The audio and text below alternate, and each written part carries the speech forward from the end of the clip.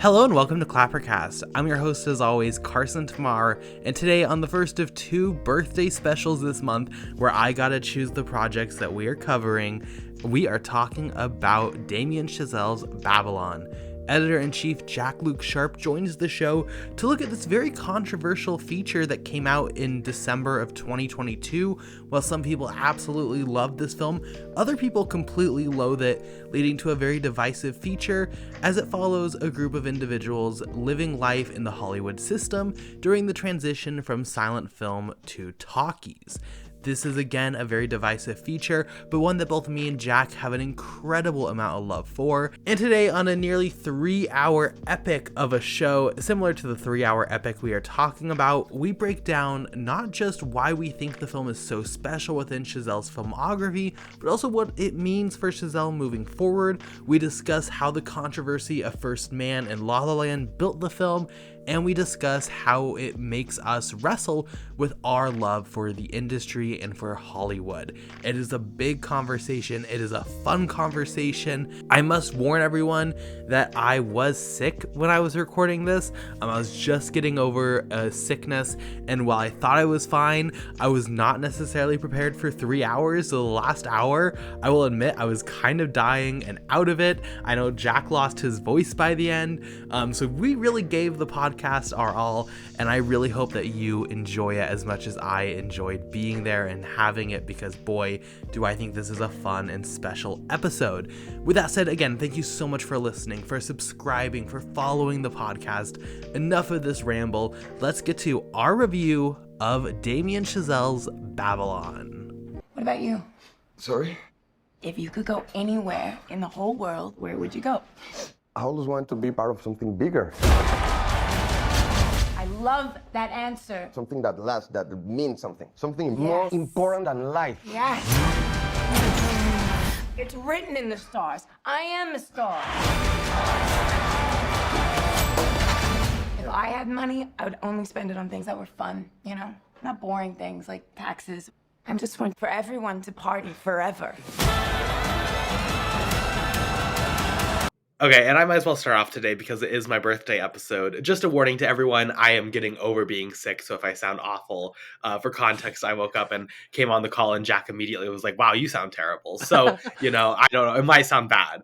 But Babylon, Damien Chazelle, a director I really love. When I was getting into film, as far as modern filmmakers who I really started to identify as being something special, Chazelle was one of those, immediately, from Whiplash to La La Land to First Man, where there are some like Wes Anderson, which are very distinct on style. Like Chazelle, I really kind of gravitated to, and I was like, oh, this guy's making special work.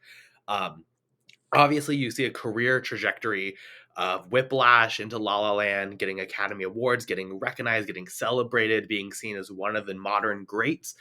Very reflective also in his work. And then he goes into First Man, and because of very stupid controversy, that film gets destroyed at the box office. That film just plummets him down, much less with a pandemic after. So a very weird trajectory and interesting career going into Babylon, which I was excited for just being Chazelle. But I must say, and just as quick opening thoughts, blown away by the film on a first viewing. Even with what I expect from Chazelle, who I think has made multiple 5-star features, this film and an analysis of the Hollywood system, of progress, of film, it carries such a unique weight and venom and love that I think really must speak authentically to Chazelle's experience. And I think is an experience we'll get into is defined by the First Man release experience, seeing both sides of Hollywood, how it will reward you and celebrate you and then spit you out on the street like you're trash. A massive feature. I was watching this. I don't think I've ever had this with the ClapperCast podcast where I was watching like a film narratively and it just feels massive. Like we have endless things to get into. But from a cinematic craft to a narrative direction to a emotional statement, I think this is incredibly rewarding, incredibly big, but incredibly well done. And I think it really is when you look at this. And I rewatched La La Land, I rewatched Whiplash. I think this is Chazelle's best feature, and I think it's going to go down as his most interesting and best feature. I don't know how you feel about that. I know that's kind of controversial. And I know this film is controversial. Some people love it, a lot of people hate it. But for Ooh. me, it strikes in all the right levels where I really love this one. So just opening thoughts there. Jack, what are your thoughts on Babylon? Well, it's hard to follow up. I agree with probably everything you've said regarding your sentiments. I had a similar type of relationship with Chazelle, whereas I think when I was in college, which is in England before university, I did 2 years of film studies, and this came out right at the time when I was leaving it. So it felt a really interesting. Whiplash, should I say? Whiplash specifically came out in a time where I was beginning to really to specifically look at critical thinking in film, and that just sort of blew up. Absolutely blew up within film studies, all that sort of stuff. So I've kept a quick eye on him, and then after Whiplash comes out, you have La La Land, which I think I had trouble accepting at first, and then it's grown on me for different reasons. And then we have First Man, which I watched in IMAX in Seattle, in Washington, in America, one of the first times. I think I watched it maybe the day or the night before Halloween came out, which was strange. The David Gordon Green film, but we're not here for that. And then this came out, and I didn't see this in the cinema. It's the one I haven't seen, bar his debut and his writing credits. For reasons I was working away, I couldn't get a good screening for it. It sort of died on release, which I think we probably will talk about a bit later. So I pushed this away for a while, and I didn't get around to it because I didn't have any time. I was watching 90-minute movies. This is 3.5 hours or whatever it is. It's a beast. So I pushed this away, and then you wouldn't stop talking about it. Other people were like, "You need to sort of watch it," and then it was like an on-running joke when we were getting back into the second gear of this. I was like, I have to watch it, and I did, and I agree with everything that you said. I see it in a really interesting viewpoint, similar to yours, but also I think it's even more important of what we've seen in the last 12 months in Hollywood as well. I think there's a lot to get into, but I see this film's box office as probably an indication of it being slightly ahead of its time, especially in its indictment of the Hollywood system, which in 12 months later, or maybe 14, 18 months later, proved him right as anything, but this more so in the wake of the Me Too movement and etc. etc. There's a lot to unpack here. I watching it a second time is strange. I don't know. I've spoken about this on the podcast before with you, and I always struggle watching something I really love again. I very rarely watch second viewings if I can help it. If it's not a different version of the film, I try. There's too much to watch for one reason.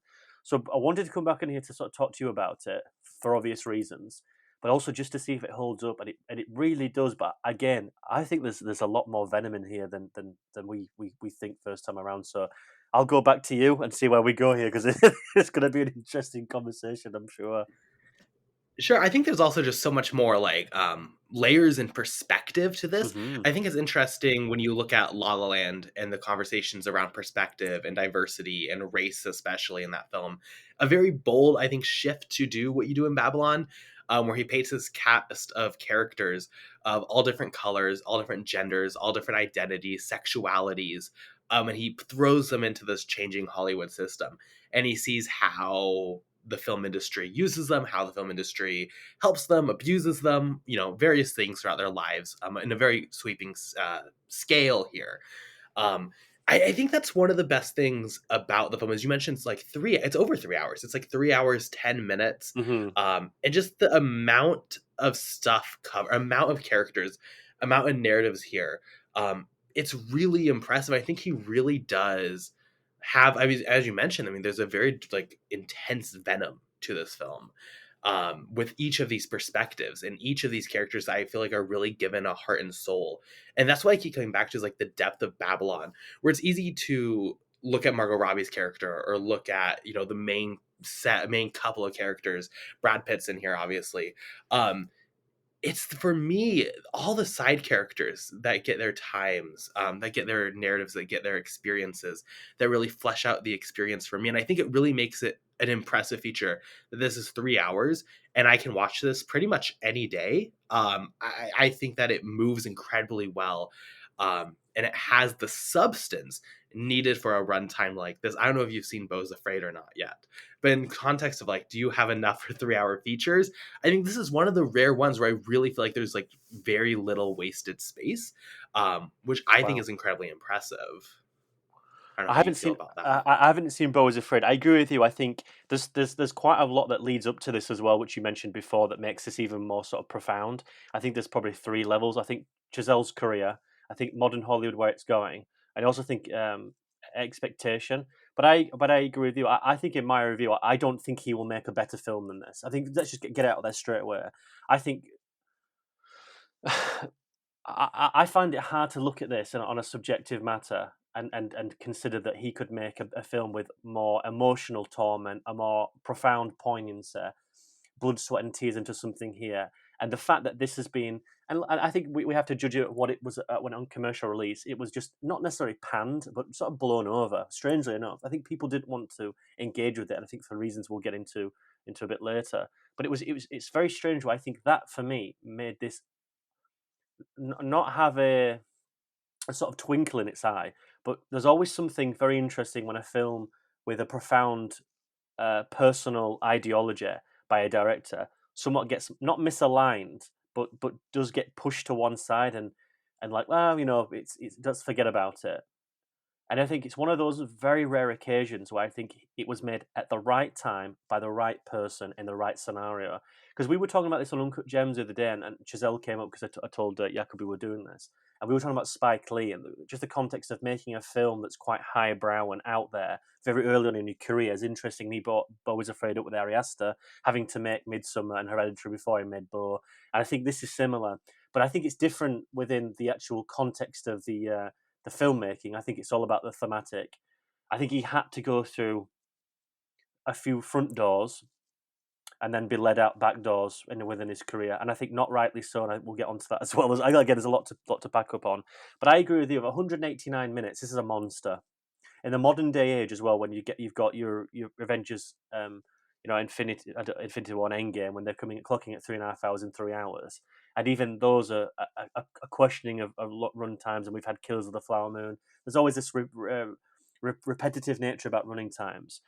I think this owns its running time quite well. I agree with you, surprisingly so as well, because he's not the most lacking of self-indulgent Chazelle in certain cases, but he always does it through sort of framing and production, and I've got a lot of time for that. If you're going to make your film more inventive, let's have 10 more minutes. It's not a problem. As long as it's not just consistent middle dialogue, I'm fine with it. So that is granted. I don't know how you felt, but when it was first clocked in for me to watch it, that was quite a big red flag, just because of the subject matter. And I think because you're gonna ask a question later on, I think it's interesting. But a film essentially about filmmaking or film, it's very rare you can do that in 90 minutes and have have like a substantial amount of substance, really. But I agree with you. I think he works this. I think he answers a lot of questions here, not only about himself, but more so about Hollywood and its treatment, but also about its production. Because I remember when this first was sort of announced, and they were talking about who was in it, and I remember Brad Pitt was the first person announced, and there was like, he's going to play someone from the 30s, a forgotten star, and I was like, okay, that'll be interesting. And then there was rumors about then I think Emma Stone, then it was Margot Robbie, and then there was a few more here and there, and the big one was Toby. And I'm joking about because it's on if anyone can see this, my name's Tobey Maguire on this, tired because he looks quite distraught in that film. But it was announced he was playing Charlie Chaplin in this. And I looked at that and I was like, I think that's probably the wrong mistake to go too on the nose. If you start personifying people with this, I think it restricts of what you can go here, because there's legality issues and there's contexture, and there's also a consciousness from that time where I think even as film fans, I think we look at that in a very much whimsical time, and you look back at sort of Hedy Lamarr and stuff like that, and is it Mary Earps? Not Mary Earps is a goalkeeper for England. I can't remember the last name. I do apologise. But there's they all have cocaine issues. They all die of tuberculosis. There's a lot of alcohol. There's a lot of mental health issues. There's a lot he probably felt engaged to touch on without having to actually name. I think Billy Wilder did it in Sunset Boulevard probably to the best objective matter about labeling a star, having people there, but not giving it in it prowess just because you want to sort of indict the system rather than the person, which I think is quite well in modern Hollywood. It feels quite less restrictive than annihilating people with mental health issues and so on and so forth. But I suppose that's another conversation. But no, this sort of blew me away. It's difficult to sort of, and I know I'm going on here, but it's difficult to sort of assess where we start here, because like I say, I think this starts. You think it's First Man, don't you? Where this starts, where Babylon you think starts? No, I think the foundation has been set. You wouldn't have this without La La Land. I You see. wouldn't I have agree. this without Whiplash. You wouldn't have this without Ooh, the Whiplash short at Sundance, I'll say. There is potential, depending how this goes. I might be working, my next feature might be on Chazelle. But I don't think ooh, you get.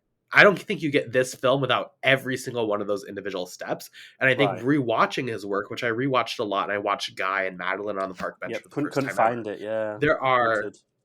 bits and pieces of this film and all of that, and it all builds together, though you don't get this experience perspective. Very like raw. It's interesting because this is obviously a film that's telling the tales of like from the 1920s and 30s.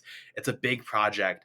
It feels so, and like there's so much distance, I guess, between this and Chazelle compared to his other works. But I feel like this is such a raw expression of his soul and his mind and his heart and his brain when it comes to understanding the industry he's in, and he's directly been affected by it, and he's also affected.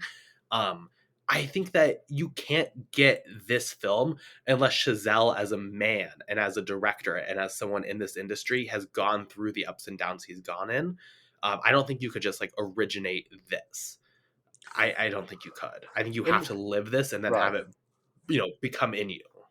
Right, I agree with that to some extent. I think that that's where the venom comes in.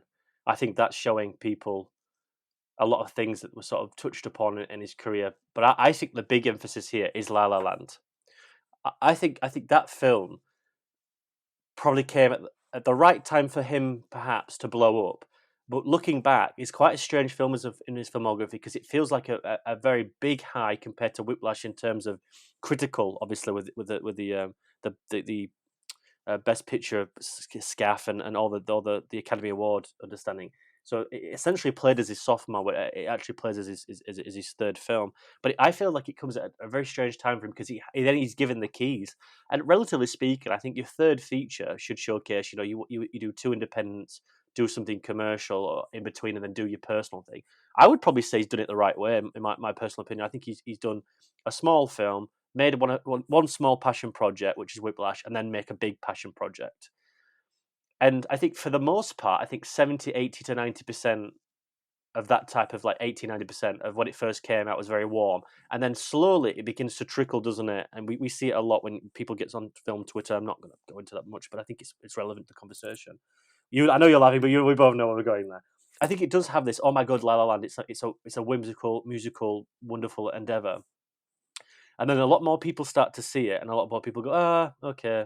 And then it sort of plateaus a bit, but it hit the heights of everything he wanted to. But that film to me felt like the surefire for his career. Two very prominent romantic leads in a wonderful chemistry, very big box office draws, in a musical to reinvent it, and did, and won Academy Awards. And then people now consider that to be like, oh, it's just it's a white man saving jazz. And I think I fall into that category. But having watched a lot more stuff again, and especially Babylon, I don't see it as that. I think he's looking at the era of Hollywood that people often misalign and forget, and giving it that second revamp with his own personal personification. I don't think there's anything wrong with it. I think it's extremely well shot. Is it a little self-indulgent? Yeah, but I think that's Chazelle. I think he's wonderful with the camera sometimes. But I think that's the issue. I think the fallout of that film comes with First Man and thinking, I can make anything I want now. And First Man's my favourite. I think we spoke about this before. I think it's my favourite. I watched it in IMAX. That end scene, not even the end scene, but the last third of the film when he gets off the lunar lander and it cuts to IMAX, is like genuinely one of the most goosebump scenarios to be on. And nobody gets that film. And I think it's a wonderful companion piece to the stuff where he's very loud, very brash. Whiplash, shouting, screaming, blood, sweat, venom. La La Land's shouting, screaming, singing, color. First Man is a reclusive, stoic, very countermeasure type of atmosphere and performance that's all internal. And it's almost, I think that a lot of people said these in reviews where it was cold. I think the term was cold. And I agree with that. But I think he wrestles with that all the way through to when we finally see the thing get thrown in from his late daughter into the onto the moon's surface, and he goes back home and with Claire. Is it Claire Foy? It would be Claire Foy, isn't it? Yeah, And clairvoyant. they put the hand there, and it's like the warm Yeah. spot. I think that's masterful. I think First Man. I think a lot of people looked at that and thought, why are we getting a director who's made that and then making this? And I think that then plunges him to a place of where do I go next? I just Yeah. think, well, fuck it. What I'm going to do is I'm going to make an indictment of this industry. You've raised me up, and then you're pulling me down, and I've done. I mean, it robbed at the Academy Awards as well. Like, I mean, again, it's more poignant than ever, isn't it? Sure. And I think that's I where mean, I think that's one thing about Chazelle's career, though, is no one talks about like what the films actually are about. With La La Land, like undeniably, I think it's worthy to have the conversation around race in that film. yeah, of That film course, is yeah, not about jazz. It's yeah, not about yeah, jazz. exactly, yeah, Jazz yeah. is a plot point, but it's about this whole other thing. Babylon, no one talks about like it's just like I don't know. It's so weird to me with Chazelle films that people like really do seem to like them. At least a lot of people, but no one talks about like what they're actually saying or what they're about. With First Man, no one like looks at that coldness and warmth. Like I don't, to be fair, a lot of people didn't talk about First Man at all. Yeah. Whiplash, like I don't think people really get into like the ending there and breaking down the morals of J.K. Simmons. Like I just feel like people don't discuss with Chazelle films, maybe because they're so flashy, maybe it's because they're so intense and memorable with style and presentation, even First Man with the coldness. But no one talks about like thematically what these films are really getting at and saying.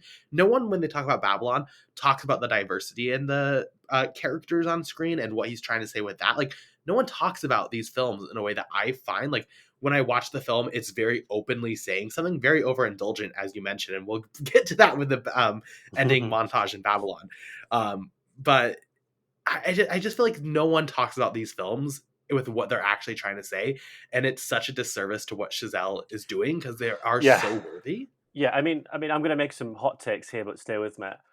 There's two reasons why I bring this. First of all, I find his filmography and him as a director eerily similar to Martin Scorsese, and I find them quite intertwined on occasions. I think there's that young, very much proud cinematic cinephile who just wants to engage with cinema and wants to do everything they can. And I love that personification of passion. I think it bleeds into his work. I think it's absolutely intoxicating to watch. It really is like quite impacting. Again, that montage is personified by that. But I also think these techniques are eerily like Scorsese as well. Camera work, like Goodfellas going into the bar, the dance hall in the bar. There's a specific reason to choose that aesthetically, but also there's a substance behind it. Where for the first time we walk in with him, and we're not that kid anymore. We're actually a real life gangster. And I also think the same ways with Chazelle by making choices with camera, making aesthetic framing choices that indulge into, well, not even indulge, but evoke a sense of external and emotive power of the actual screen, rather than you're like relying on your actor essentially. And I remember that a few years ago, I mean, this is dogged most of his career, but a lot of people look at Scorsese and look at him just making gangster movies and like just looking at you're just profiling and highlighting terror and the gangster, and you're not giving any moral value on it. And I remember it keeps on getting brought up and brought up within his career. Like, is he showcasing the high life of Jordan Belfort and Wolf of Wall Street, etc.? Is he just showing the high glitz and glamour of these horrible people? And the conversation came back again with the Irishman, and he was like, aren't you just glorifying these people? He's like, this man lives to 93 with a whole host of issues in a room on his own. His family don't see him. He keeps the door ajar because he thinks someone's going to come get him, and yet he still remains silent about who may not have done this tragedy. Like, do you not think that's horrifying? Like, that is a telling tale of someone who's just sold his soul to the devil and is living on a regime that no one's there for. I mean, like it said, they're all dead. What are you keeping secrets for? And I also think Chazelle gets broad in that brush where I think people want to see him as an aesthetic, then see him as a substance. So like the style and the substance, which is so unfair for him, because I think you can make that argument that he is style over substance on occasion, but I think there's a lot there. I agree with you on Whiplash. I remember just people going, "Have you seen it? It's so good, it's so good." But people would only give you that tagline. They wouldn't go like, And then you look at the film and you look at the narrative, and it's echoing, these drummers, these jazz drummers who like died at 35 of alcohol poisoning, and cirrhosis of the liver and kidney failure because they were just burning out and drinking on, we're living a life of drinking drugs. I mean, that's horrifying to see this kid, this Andrew, who's like has a girlfriend, lives in the city, is an accomplished jazz drummer. And that's horrifying. Like a young kid just fucking burn everything away just because of one man egotistical gumption to just bring him up. I think there's a lot of a dynamic there. But back to your point, I think Babylon is that as well. But it's interesting that Babylon's context works twofold about him and about the system that he works in. And we've said this on ClapperCast, but also about Uncut Gems. And I have this theory. I find that audiences, often than not, don't want to be educated on a larger level for masses. Because I think, if you go take your kids somewhere and they can learn something in a Disney movie, I think that's fine. But I think a 30-year-old or 35-year-old or 40-year-old or 25-year-old, etc., go to the cinema and have this, not necessarily an agenda, because I think film's always political in a way, but it's human crafted. I do think there's a form of like, why I just want to watch two people fight in a green costume and a blue costume. I think it's been like that for a while. And a long story short, I think for 3 hours to make a film about very forgotten people in a forgotten era, which ironically is as close as nothing has actually changed. We just built upwards. Have done anything? We just built upwards in Blockbuster and cities and towns and stuff. I think a lot of people just rejected it on first value basis, which is such a shame because it does have a horrifying amount of reverence today, especially with certain aspects that we'll probably get on. But Also, go on, Carson, sorry. yeah. I also think no, you're fine. I also think that a lot of people probably still, with like the modern conversation around La La Land, I feel like not a lot of people are there to give the time of day to Chazelle. I also think we've reduced so much of cinema in the conversation around film tour. I know it was like a meme at one point before this came out of directors making love letters to Hollywood, and I feel like so many people reduced Babylon into being like that, or then you got the nuance take of it being like a hate letter. I just feel like people did not engage. I mean, not to be like, oh, I'm so smart, I engaged with it. But I just genuinely feel like people did not engage with this film. Also, just coming out late into award season, now a lot of these critics, are just trying to see every single thing in award season. So if you're watching this off a screener that was emailed to you, it's your fourth film of the day, maybe that's also why. Which I know I this agree. was, as someone who got a link emailed, I went and saw it in theater first, luckily. But they did email links for this. So it's just one of those things where I think it's a frustrating ordeal how this was all put up. I think the whiplash conversation you had is interesting because thematically, again, this is one thing I noticed watching a lot of Chazelle's work is a lot of them are connected with very similar themes, which come down, and you can kind of argue First Man in there, is it not in there?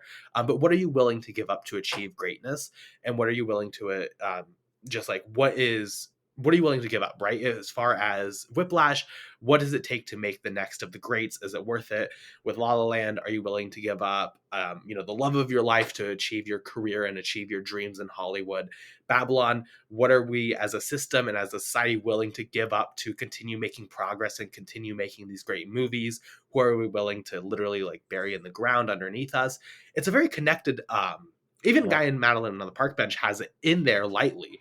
It's a very connected filmography in that sense, where I think Chazelle continues to return to these ideas just in ways that every single time it's more relevant to where he is in life. And Whiplash, he is a young artist trying to break in, trying to make it. He's very much so walking into that drum studio and trying to prove his place on this band and try to take that next step. In La La Land, he's very much so in Hollywood being rewarded by his work, and he's trying to figure that out with his life and in context of it, and he's digesting that. In Babylon, he's very much so being spit out by the system that once really worshipped him. And good on him for also just continually making the most, I must say, of the resources he has. There's a lot of filmmakers after First Man, they would not make Babylon for a plethora of reasons. I always go back to our Neil Blomkamp conversation where it's like, what's next? And him continually, it feels like trying to find a path forward in a way that's not safe, but he's not necessarily, he's not creating a Babylon, right? In scale and size and thesis, in pretty much every single way. I must say, I really like Chazelle, as I mentioned in my opening. Watching Babylon, rewatching a lot of his filmography. I need to rewatch First Man this week. I just did not have time. I kind of fallen in love with his work as a filmmaker even more. And also I love filmmakers who you can watch each one of his films and he has a through line throughout them. Yeah. But I've really kind of fallen in love with Chazelle and what he represents and what he like stands for as a filmmaker, I think it's really easy, especially after La La Land. And I think a lot of people with First Man were really dirty with how they talked about that, and they thought it was him just doing Oscar bait, just trying to get, do something safe. I don't think that's what that film is ultimately. When you can talk about its success with what it does well. I think it's very easy though to get to that point and then want to play it safe to win an Oscar. Or I guess he did win an Oscar, but to direct a Best Picture winner, and to continue to be in that spotlight. And I think the fact that he went and made Babylon is a very telling sign of like why I really like him as a filmmaker. I don't know. I really fallen in love with Chazelle again, which is good.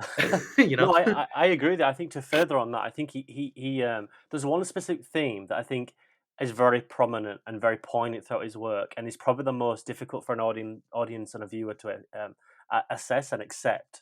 Is that he will showcase somebody who comes from not necessarily very humble beginnings, but very much an archetype of ordinary, authentic character. If it's La La Land's Ryan Gosling, if it's Neil Armstrong, and if it's like Andrew's, what's his face, Miles Teller's Andrew and Whiplash, and so on and so forth. He will take someone very ordinary and push them to the brink, and make them make a decision whether to go further or to when to be able to call it a day. And I think as an audience, it's a very difficult. I think thematically, it's a very interesting notion to follow a character like that, but you have to be on board with it. And I think if an audience is not willing to go on that journey and see a ramification of what they ask themselves, which I think ultimately the film is trying to deduce anyway, it's trying to reinforce of, we can all see of how far we will go, what we'll do for our family, what we'll do for our career, what will we do to make ourselves happy, so on and so forth.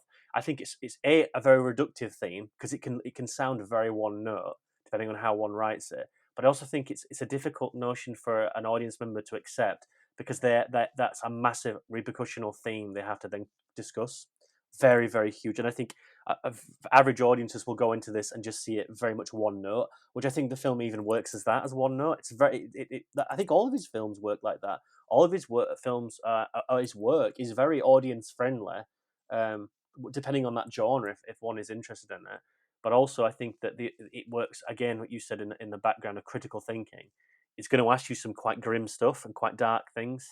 I remember I think I watched it with my sister talking about First Man, and there's a poignancy about that, and being like, he's never really.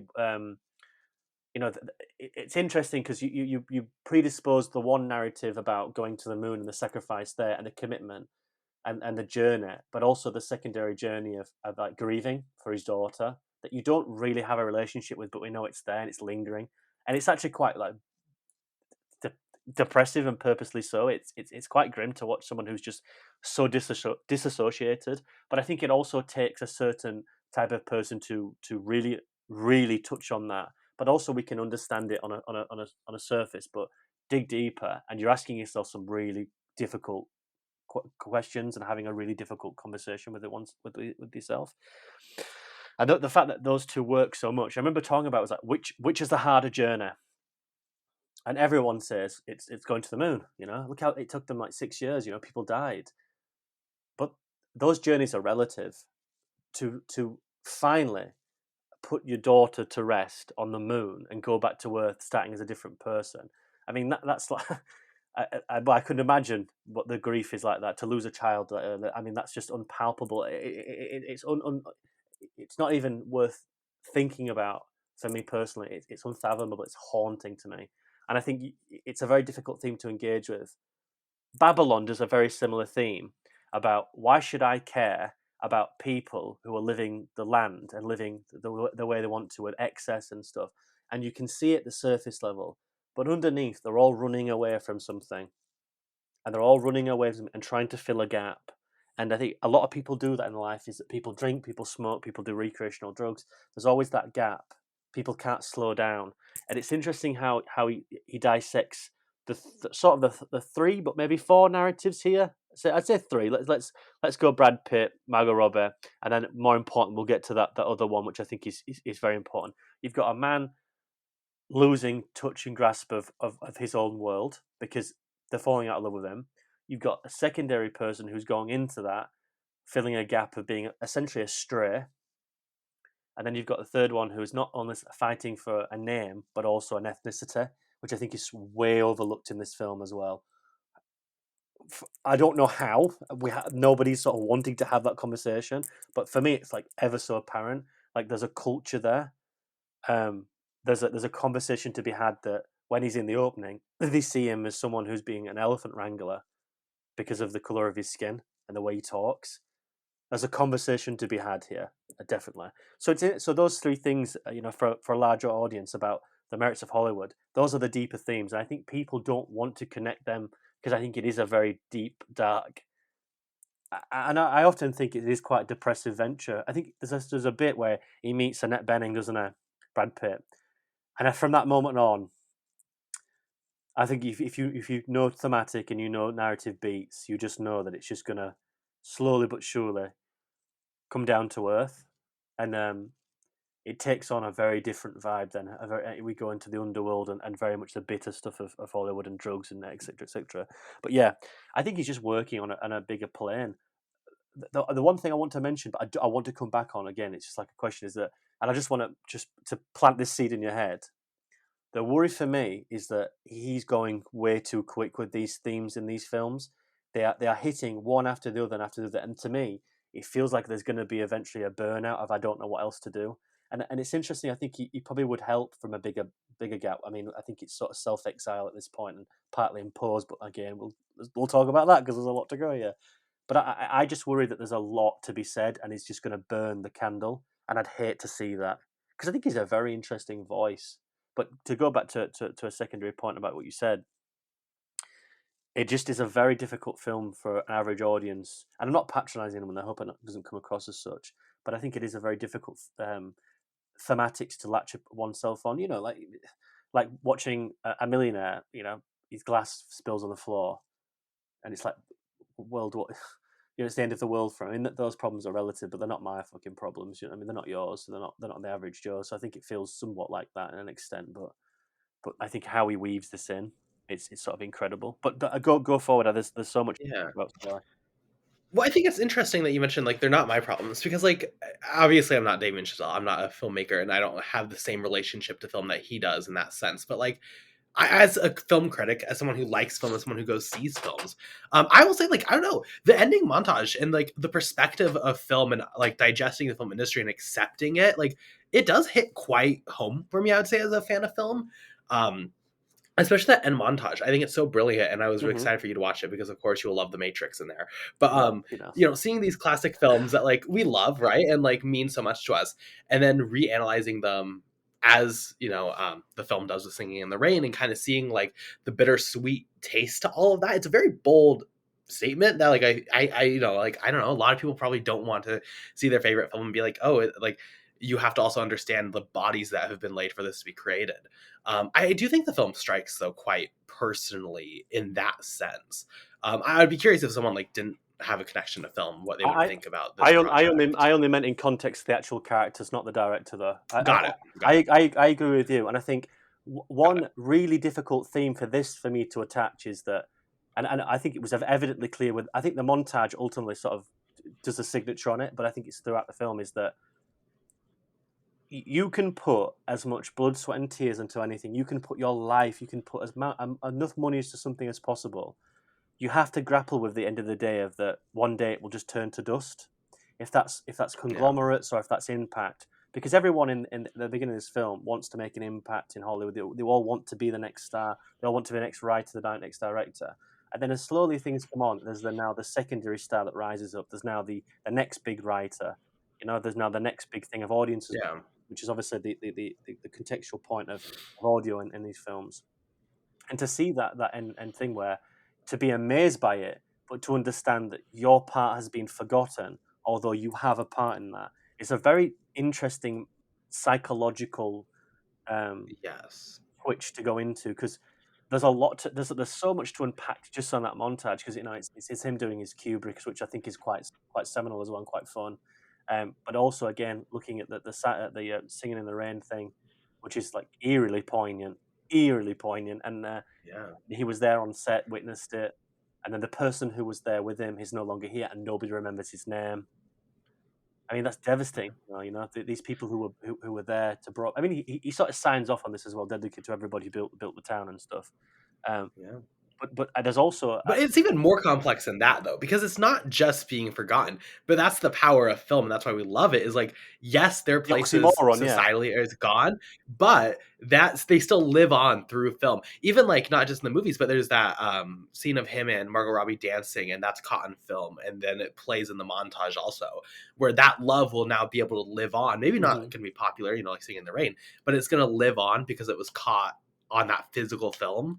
Like, I don't know, there's something beautiful there also, though, with that. It's like these people are not dying, right, completely. They also find life through film and through the act of being filmed. It's just gorgeous. And that's why it's like, this is not Chazelle saying he hates Hollywood or hates movies or hates films.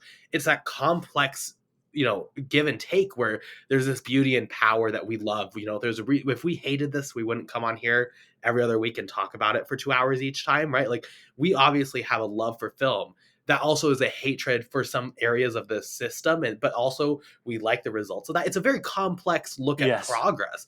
I'm reminded of one of my favorite John Steinbeck quotes, not to go English, major, but he has this quote that's like, why does progress look so much like destruction? Because, and I wrote a whole essay about this, where it's like, you can't have progress without destroying something, whether that destruction is good or bad. You have to get rid of the old to find the new. And it's just like, it's wildly complex in that sense, where you wrestle with it. I mean, it applies to film, but it applies to everything in life, right? Like, it's just, I don't know, there's so much here that I think the film is wrestling with, and it really annoys me to see people. I don't know if annoy is the right word. I don't want to sound like arrogant, but like, it's frustrating to see so many people reduce this film down to either being, I love this or I hate this, or like something simplistic, because the film itself doesn't even have answers. And then it also at the end just like transcends this whole conversation around like, how should you feel about this, to him just sitting in the theater and like enjoying the movie, because it's also just entertainment. Like, the journey in that montage that you go on, I think, is so underrated and unanalyzed and untalked about. That's not the right word. That's not English. But like, it's so there's so much just in that sequence alone. And there's so many people I've seen on Twitter, not to rant, but like, there's so many people I've seen on Twitter just post that and be like, lol, it's loud music. And it's like, no, there's so much more being said here, guys. Come on. Even like the selection of films, I don't know. I just feel like there's so much just in that one sequence, much less the 3 hours that come before it. And it's so like also just masturbatory. And like that, I was literally sitting in the theater the first time laughing as it came on, because I was like, this is the most masturbatory thing I've ever seen in cinema. But also it works so well, and it feels justified. And I was like, yeah, I love it. Like, this is one of those rare times where you have 3 hours of film that build up, and then you get like this orgasm almost on screen. And at so many other filmmakers and films, you'd be like, oh, this is like, you went too far. But it does feel like he still has his hand on it. Like, I don't know, I really think it's one of the most, probably in context of the film, one of the most impressive sequences of film, in the last few decades. I really think it's impressive. Yeah, I would agree with that as well. And just to put to evaluate a little bit further, I think it's also probably the most emotive and emotional, empowering, but also I think it presents like an oxymoron again as well. You're watching something being captured that's not real. It's a very difficult thing to sort of. Film's strange because even just photography, it captures something in the moment that's real, but it sort of lives on, but it's dead. It's like this really oxymoron. And when you add that into someone's life and someone's job and years of blood, sweat, and tears and emotional devastation and financial ruin, it obviously elevates the mundane. I agree with you as well. I'm not. I'll to get to the point here. Before that scene, I was on 4 stars, a very strong 4, and I think if he doesn't have that, I think this stays as a 4. But because he does that, and I agree with you. When it started, I knew exactly what he was going to do. I was hoping that he was going to do like a snippet show of like we're going to go see this at the small Chinese theater where and he show a snippet of the old film and as soon as he gets into it and he's like, he cuts away and we watch a brand new like Singing in the Rain. I thought that's what he was going to do, but the fact he does that and he does it in a sort of mesmerizing Kubrickian way, going back into the touching on film quite literally and feeding back into the heroes of him and again to be. I mean, I've done it today, and I'll go back into it about the Scorsese thing. But I also think it's a questioning of appreciating what's come before it, but also understanding it and understanding what the weight of it is for the people that not only see it, but they're also from the people who make it. These are not just predominantly people who just turn up to work. It's a very privileged industry to be in, to go and make movies. You know, like Tom Cruise's thing. It's Denzel Washington says it's like send your son to Iraq. That's difficult. This is not a chore. This is easy. It's a breeze, a holiday. And I agree to that assessment. And Tyler, granted, Francis Ford Coppola may argue something different, but that's another story entirely. But it's also that appreciation of, but there's still people putting dedication into that to get what we enjoy. They're still losing time with family and getting paid on scale, which is nothing. And to hear the 18 hours a day, the torture they get to hear about, it's sometimes you don't get to hear the good in things. And I also think it's appreciation of that. I also, to that extent, again, talking about the multifaceted approach of that, I also think it's an interesting comment to make about what was told about him in the press as well. He was a next second coming. He was a next big person. I've done it today. I compared him to Martin Scorsese. I feel that's a good frame of reference. But in the exact same thing I'm doing, I'm also reducing his impact as a filmmaker in itself. And it's difficult to separate such because we have what came before, and then we have what came before Scorsese, and we have what came before that. But the lineage somewhat gets powerful as it's more relevant as it is today. But we compare him to other people and don't see him as a Damien Chazelle. I think this film is incredibly interesting. Is that we look at film, we look at the montage, and we see a perspective of what's relative, and we see what's there now and there, and it lives on forever. But we also have to understand that it had its moment. It has its moment. It's still impactful. It's still powerful, and it has its own living, breathing quality to it. I think it's also probably a conversation of what audiences project onto him critically and commercially as well. I think it's an interesting one. Maybe that's reaching slightly, but I do think it's there. I think he's too much of a critical thinking filmmaker to even suggest that that's not even relevant to the conversation. But again, I think that is a sequence that you could look at that and not just as an average audience, and no disrespect, reject the whole sentiment there, not understand it, because I think that's fair enough. But again, the power to him as a filmmaker, it still works one note. It still works as someone pushing away cinema and seeing something and being just have his heartbeat just bang again, boom, boom. I think even on a one note, that's how good he is as a filmmaker, and that is a precedent set that very, very few. And I say this without hyperbole or whatever. I think there's a very few filmmakers in this, not only in this contemporary century, but I'm talking about since George Méliès in 1908. That since that indoctrination of cinema, who are able to do that in being one note and then further echoing sentiments. And I'm not talking about just this film as well. I think that's rampant in everything he's done. I think you can look at like the trans conversation in The Matrix. I think you can look at other things like The Godfather. You can look at Heat as stoicism and toxic masculinity. I think you can look at all sorts of stuff in very big filmmakers' history and reevaluate it as the times roll on. I feel like this is relevant now, and it's going to be relevant throughout. And all of his films have that audience approach and the critical thinking approach. And the only people I can compare that to relevant now is probably Scorsese and maybe a few others. I mean, even not to derail it, but even to think about that conversation about who also echoes those very similar thematics. I mean, fucking hell, I would, sorry for swearing, pardon my French, but I would really difficult. I mean, I'm thinking like 1, 2, and even then, I think I'd have to have that would have to be an after hours question maybe for next week. I mean, that's how good he is, and that really is a touching sentiment. I think I would hope that someone like that would appreciate. But I do have to go back to the whole ideal of Babylon. It's interesting that you said earlier, well, not earlier, but momentarily earlier, about you glad this came out now. And that's an interesting conversation to have, because you watch this, and he's made 3, 4 feature films. I think this would be the 5th one, wouldn't it? If I'm not correctly, this is the 4th, isn't it? This is 5th if you count his debut that no one saw. Right. Yeah, really, like in his career, I think you can say trajectory-wise 4th. Yeah. When I watch this film, as someone who has watched all sorts of shit throughout his life, as being a cinephile, as we all do, we have a plethora of a filmography we've seen.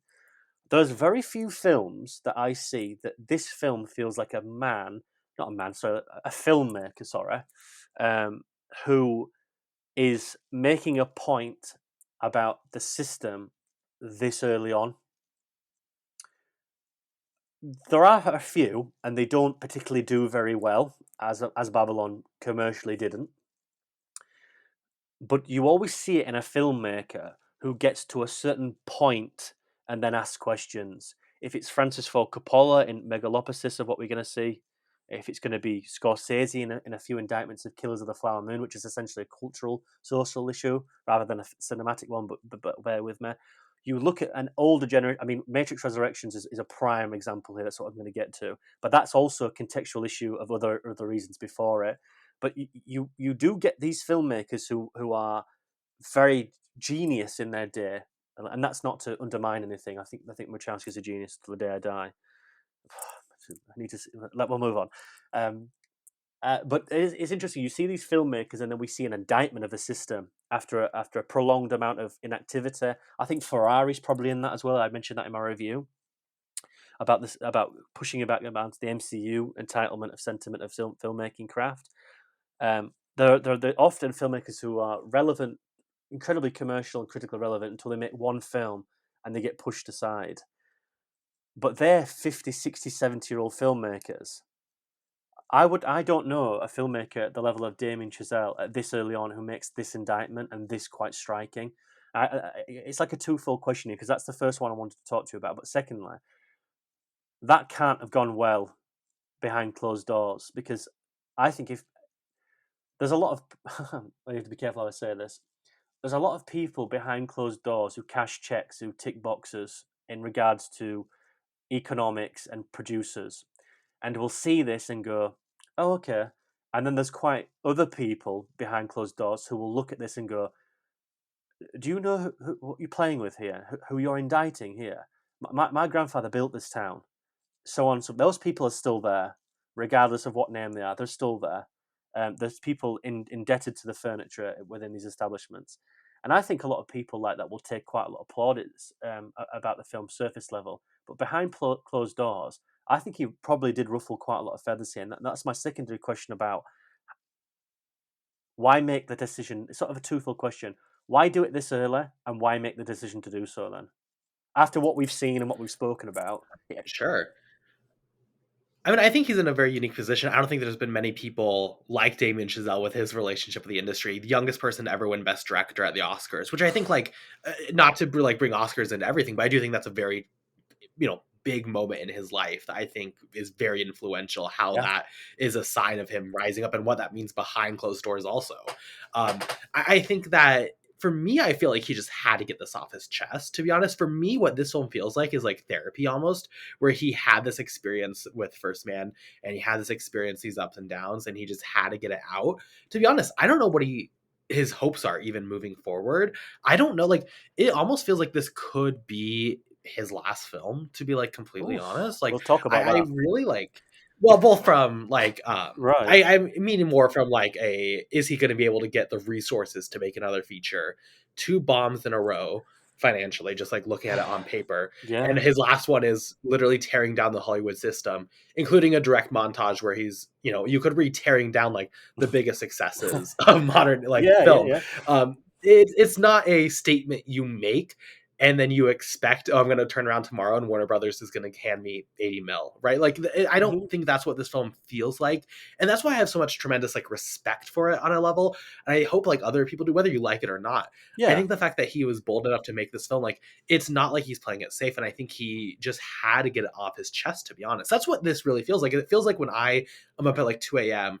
mad that people are talking about bros a certain way, and I write an article just like shitting on We've him all and been there. complaining We've and all like been there, we've all been there. yeah. I feel like that's what Chazelle is doing here. Not to say it's rush or like it's supremely well crafted if that's the case, with thought and tremendous just perspective and Mhm. insight. But like, I just think number one is the perfect storm of he's had a career in Hollywood unlike any other. Also reflected in La La Land. Like again going through his filmography, it's in there. But I don't know. That's how I read the film. Maybe that's Yeah. me romanticizing it. No, I don't know. I don't disagree there. I think that's quite valid. I also think that it's interesting that even by the actual initiation of this film being like a thought process, it becomes a catch-22, doesn't it? Because if he wants to make a film about the indictment of the Hollywood system and he's a part of it, the connotations of that is an egotistical, self-centrist filmmaker. which, ironically enough, I don't think this film is at all. Surprisingly so, actually. Like, honestly, I don't think there's probably 10 minutes of this film I would cut out. I do think it has slumps, but a 3-hour film will do. But I don't think there's a 10 minutes in here where I'd be like, okay, that feels. I mean, you could probably argue one sequence we'll probably get onto later with Tobey Maguire. I think that's definitely one that's interesting, but we'll get to that. But I definitely think that it's not a very self-centric or egotistical project actually whatsoever. Nowhere. It's not a 3.5-hour film about his faith or his own personal struggles. It's him being connected to an issue that he sees and which he can make a narrative, but also secondly make this indictment about the system that he's a part of. Or if people want to make those connotations, perhaps ask the question to him: what have you seen different between doing this film then and working now? Nobody wants to ask those questions because nobody wants the answer. And I think he would be perfectly honest to say nothing. Nothing's changed. What's changed? We big people up and then we throw them away because economic value on everybody. There's a price for everything. Which I think is actually sort of this capitalist brutal way about having a conversation about people and really not wanting to actually have that conversation about a conversation and a connotation of what that actually represents. And then when you put that onto minority characters and black actors and actresses, Asian actors and actresses, so on and so forth, that's when we get into some really murky waters. What value do you put on those people as human beings for you to make money off? We talk about there's other connotations there that we go back hundreds of years about. So I'll probably leave that there, but there's major ramifications. But again, like you said, nobody wants to have those critical conversations because what does then that talk about us? Because where exactly? Well, you could say that primarily we're at fault there as well because we're eating this up. We're paying to see this substance, but we're also not at the degree. I mean, granted, when the film's made, when that's released, it becomes our property anyway in this virtuous industry in the sense that we can then judge jury execution on what we see fit because we're paying customers. But there still is an amount of paying audiences go to the cinema who can then decide ultimately if that conversation is worth having, and this film ultimately didn't. But I again, not to get off track, that may be a feature in itself. That might be something interesting to talk about. But no, it's interesting that we talk about, as I said, to make this now and to make this in the context it was made. Because I remember when he made it, was it a tweet or a statement after he made it, and people just fucking dunked on him and were like, because he was like, oh, I put everything into this, and to see this now is just heartbreaking. I think the response, I can understand being in that situation. That would be absolutely haunting to witness because you've put everything on the plate and thinking, right, here it is. Just take this as it is, but also understand there's something here. I would wish someone to find it, and people just didn't want to have a conversation with it. I think I mean, that's brutal. But he must have known that was ultimately going to be a path that he may have had to face. There was going to be questions, and because he's in the public eye, it's like when Resurrections came out. That's like an incredible damnation of Warner Brothers, who made the fucking film. I mean, that is so like out there. Fair play to Lana there. Like that is. I've said it's one of the most baller moves in the history of cinema. Yeah, that is Queen level shit. I love it. I'm here for it. But that's one particular personification where the Wachowskis will remove themselves from public hemisphere. They remove themselves from the conversation. They let the films talk. Chazelle, unbeknownst to probably not unbeknownst, Chazelle partly influenced by himself, but other by the system, has that connotation of being the new boy. You know, he's a new whiz kid, and because of that, people want him in the shop floor. They want to see him, and he has to. He probably goes on that line now of it's a Damien Chazelle film, and he gets connected to it regardless. So if this was ever going to do particularly worse for wear, which it did, he was always going to get the brunt of it because it's Damien Chazelle, which I feel is slightly unfair. But also, if it's your film on the title, you have to take a little bit of stock. But you shouldn't have to. You know, you should answer questions and let the film do itself. I think the film is more so capable of doing so. I think, like you said, I think people just don't want to engage because I think Chazelle is like, oh, he made La La Land, like I'm bored of it. But it just became the meme, didn't it? Which is so unfortunate. But yeah, It did. I Between that and genuinely the American flag, I think that people underestimate how much the American flag controversy of First Man. I don't think a lot of oh people like God. directly value that. I don't think a lot of people would on film Twitter be like, "Oh, I care about that," or "I agree with it," because obviously it was stupid for multiple reasons. But I think that things like that and how it will shift the conversation on certain directors and on certain people, even if you don't value that controversy, then you get the idea that there is controversy with this name, or it's a name that is, possibly worthy of criticism because of that, or just generalized with how groupthink is, and it shifts the conversation. I think Chazelle is very much so at a point where people are willing, between that and La La Land especially. I think a lot of people don't understand how damaged his name is when it comes to I, societal I mean, talking about impact. yeah, I mean, talking about that now is like absolutely fucking crazy. Like, oh, like genuinely, I think I was in the States when this was happening, and I remember there's been a culture war in political warfare for a long time now. For probably since its inauguration, from its inception, but especially within a digital age, it's been pushed to be a very much a conscious conversation now.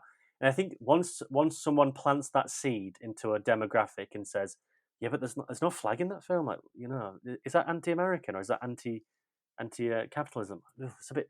Once you plant that seed, I think people just run away with it, even if they don't want to have any context of it. And you see all these conversations as well, like when people ask people at rallies. I'm not going to name any names. We all know what I'm talking about here. Like very basic questions, like, "Oh, like, blah blah," and they don't have an answer, but they go off the sheep mentality. If it's for what or whatever. I think just once you drop that seed into something, it births. It wouldn't surprise me to look back. You might, if you want to cut this, you can cut this now. But it wouldn't surprise me if you look back on that time, if he had made a sort of left leaning statement about anything, and then that was the retort. Because why they would identify that film about quite a massive accomplishment in the US history, I find it very strange why that would be its conversation. Perhaps it's more of a larger statement about the right wing attacking Hollywood in the state of, because it was around that time, 2018, where things were getting like really grim, wasn't it? Like really sort of like what's going on here. Not to be that person and draw a narrative, but I typed in Damien Chazelle tweet just to find the tweet you're talking about with Babylon, and there's about 20 news articles from August 2017 about him joining Twitter to criticize Donald Trump. So Exactly. So you can keep that in because I need that in. Yeah, but it's not. It's seriously like you can draw lines there, and I think if that doesn't tell you the power of the audience that are still there for Hollywood, I'd be shaking my boots a little bit there. But again, that's another conversation.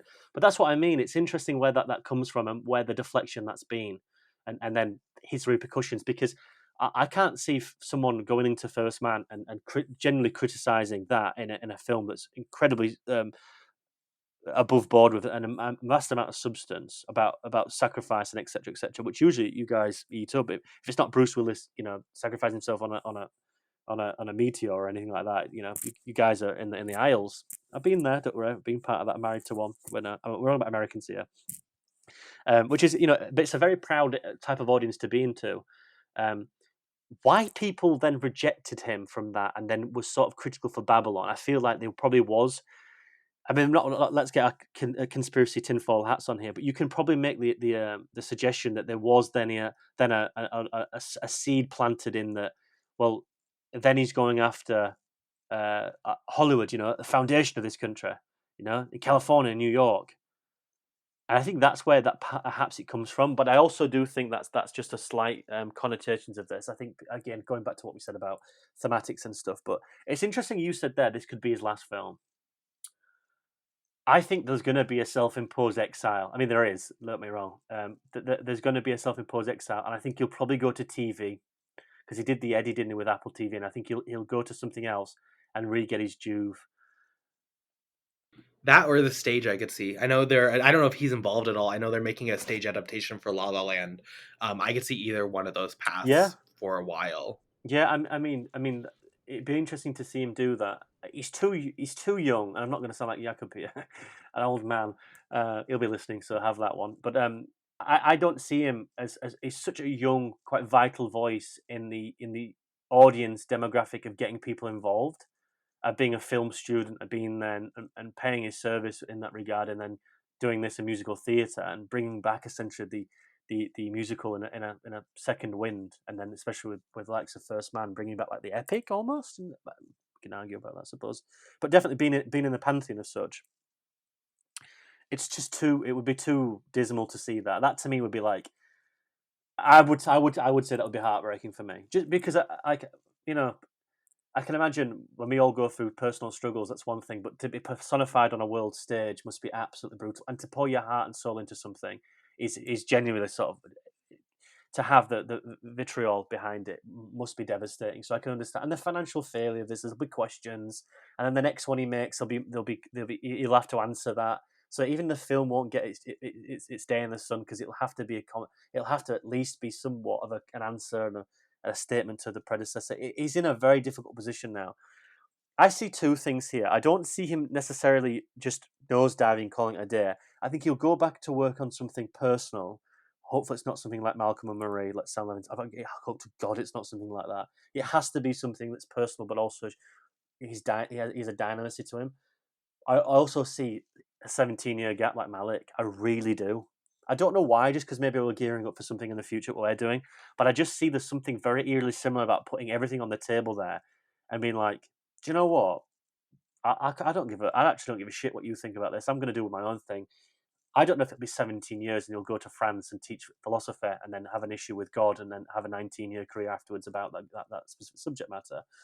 But it'll be interesting, because the next question I was going to ask you then is that let's come to some agreement there. I don't think you're going to make a film for a while. I think you're on the conversation then. That follow-up after this, I know we're jumping the gun here because I know we want to get back to Babylon, and just indulge me. Do you think that film then is essentially going to be about filmmaking again? Is it going to be about the struggle with finding oneself? Is it going to be like the Malik thing about finding oneself, the faith? Is it going to be him just getting back to the circuit and making a film? Or do you think you're going to find those themes tenfold elevated in a response? Because that's the way I think he would do it. But I can see him in the next thing just being like, I'll just do a gun for hire. I'll make it my own. I'll do a new musical, and I'll inject a bit of flavor. But I won't really go into the thin red line of going on an island away from America and trying to find oneself. That's why I come down to it. I can see both. I mean, there are two options, right? I think it's either he does. I mean, I think he has to tackle something about himself in it. So I think there's two ways you do it. Either you do something radically different, which I think he is a very ambitious filmmaker. He doesn't want to make the same thing twice. Look at the shift into First Man, right? I think you could do something radically different, or you don't go back and do La La Land again, but you do the classic musical style again as a statement on like his career and like who he is, and then you elevate that somehow. I mean, obviously the options are you do one or the other, I guess, but it's hard for me to say which one he would go into.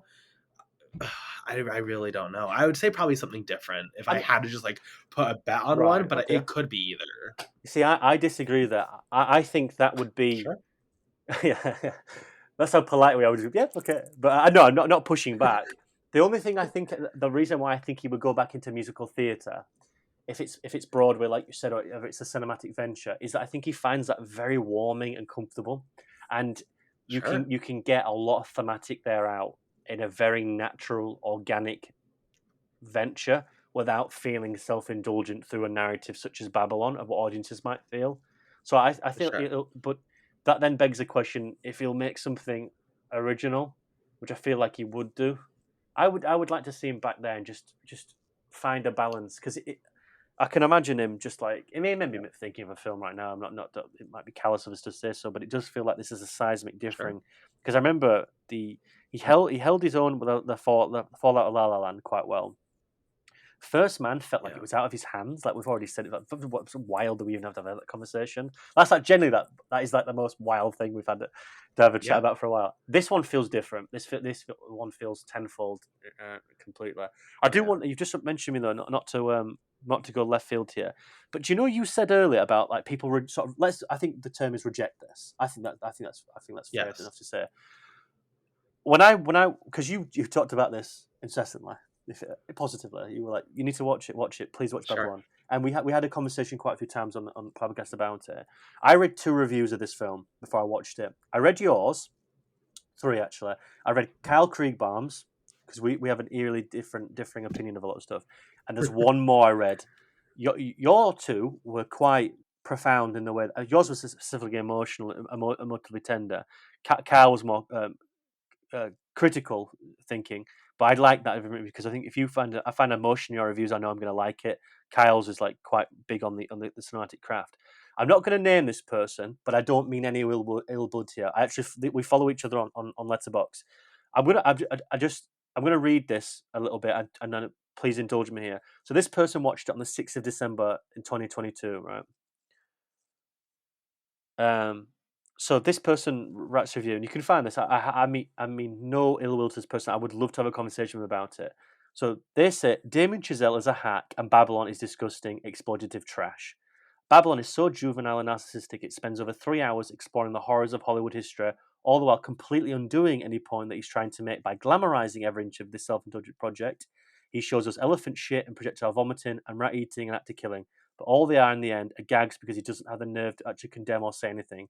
We see tit after ass after tit after ass, that's quote, and somehow it's not only unsexy, it also feels like a teenage boy's strict dreamscape. Babylon's screenplay is endlessly obvious and simple. It's like he thinks he cranks everything up to the max, like a coke overdose. He'll make a point, but what he's saying or doing, just like singing in the rain, which we spoke about, we'll get into. By putting this dialogue in contemporary vernacular and showing graphic partying, we're doing some revisionistic history of Hollywood. I can't believe I have to say this, but Babylon has the audacity to shy away completely from the history of white actors putting on blackface in the silent era. Instead, and insist on having the one speaking black child not only go into blackface, but making perform an entire song blackface, and blah blah blah. Writing out of the script without any character development. Chazelle's out here thinking he's woke, or reminding us that Hollywood is evil, but he's doing his own exploitative legacy, but he's also condemning it. Chazelle's the audacity to write in a character like Lady Faye, which I think is very important. We should a mystic lesbian singer straight out of Chazelle's Oriental gaze. Remind me, does she even speak a line? The character is as two-dimensional as the scene in Chevelle forces to latch you up. And don't get me started on that ending. Ooh, that horrible, horrible ending. It's like the mosaic of Chazelle's endless masturbation to his own dream ballet in La La Land. Fuck Chazelle, fuck Babylon. It's been a long time since some movie has made me this angry. If I had to clinically look at a review and suggest that person didn't see the film and didn't engage with it in critical thinking, that would personify it for me. And I say that with absolute peace and love, because this film is an utter indictment of the very things that he said, and or they have said. I don't want to give anyone who it perhaps is, but well, I follow him on for Letterboxd. I find them quite interesting. I think it's a really interesting review. A lot to take away from. I know I've just dived into that and to you to just like a bit of an overkill of it, but that to me is like an indictment of the issue that this film has had, where I think I prepared myself to go into it with that attitude, because I think you've got to be quite skilled to have these conversations about Hollywood, because it's very multifaceted and very dynamic. Most of the things in there I could understand the perspective of, but I don't think there's a further critical thinking and analysis of it. I think that the coke vomiting and stuff like that at the beginning is, we're literally seeing the excess in the beginning. It's not, this excess doesn't just happen midway through and be like, oh, this is a story. This is excess even before these characters get into it. So they automatically know entering this industry is going to be a form of self-annihilation in one way or another. I mean, Chazelle sets it up just like that. You're not going to find anything surprising here.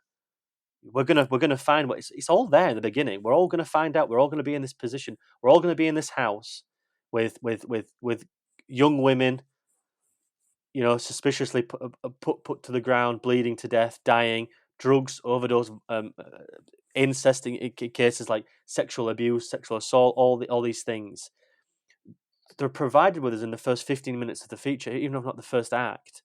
Like, I don't know anyone going into that doesn't sort of even identify those notions that he's not condoning anything. He's highlighting it. This is the excess.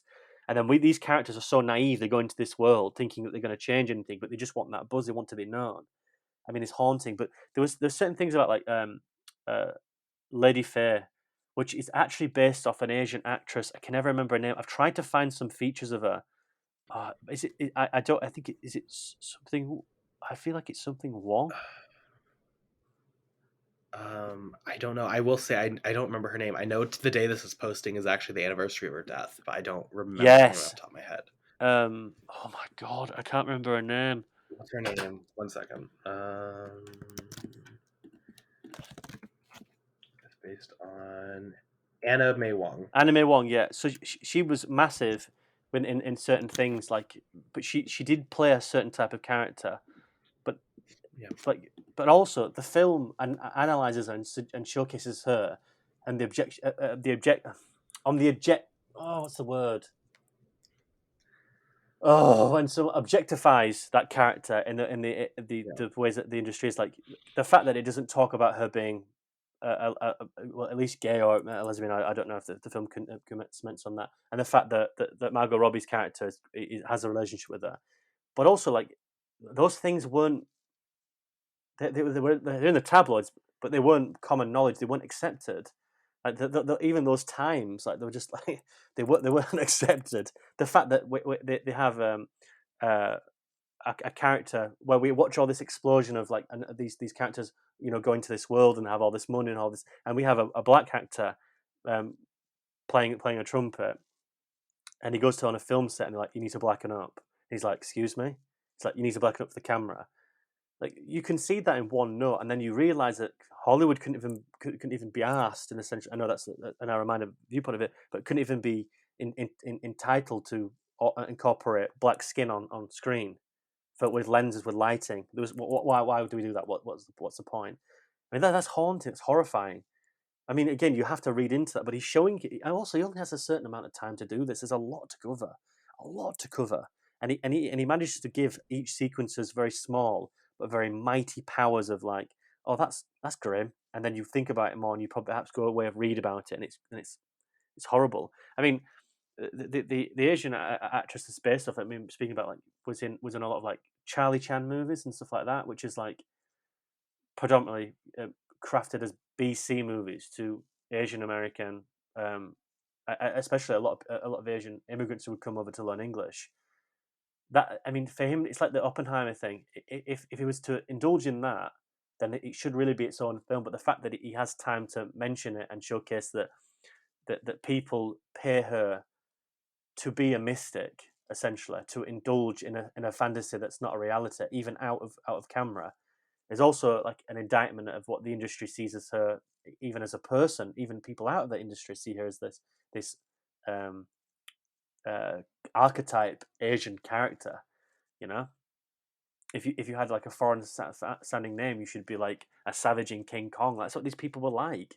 I mean, you couldn't even have a black character played by a black actor or actress.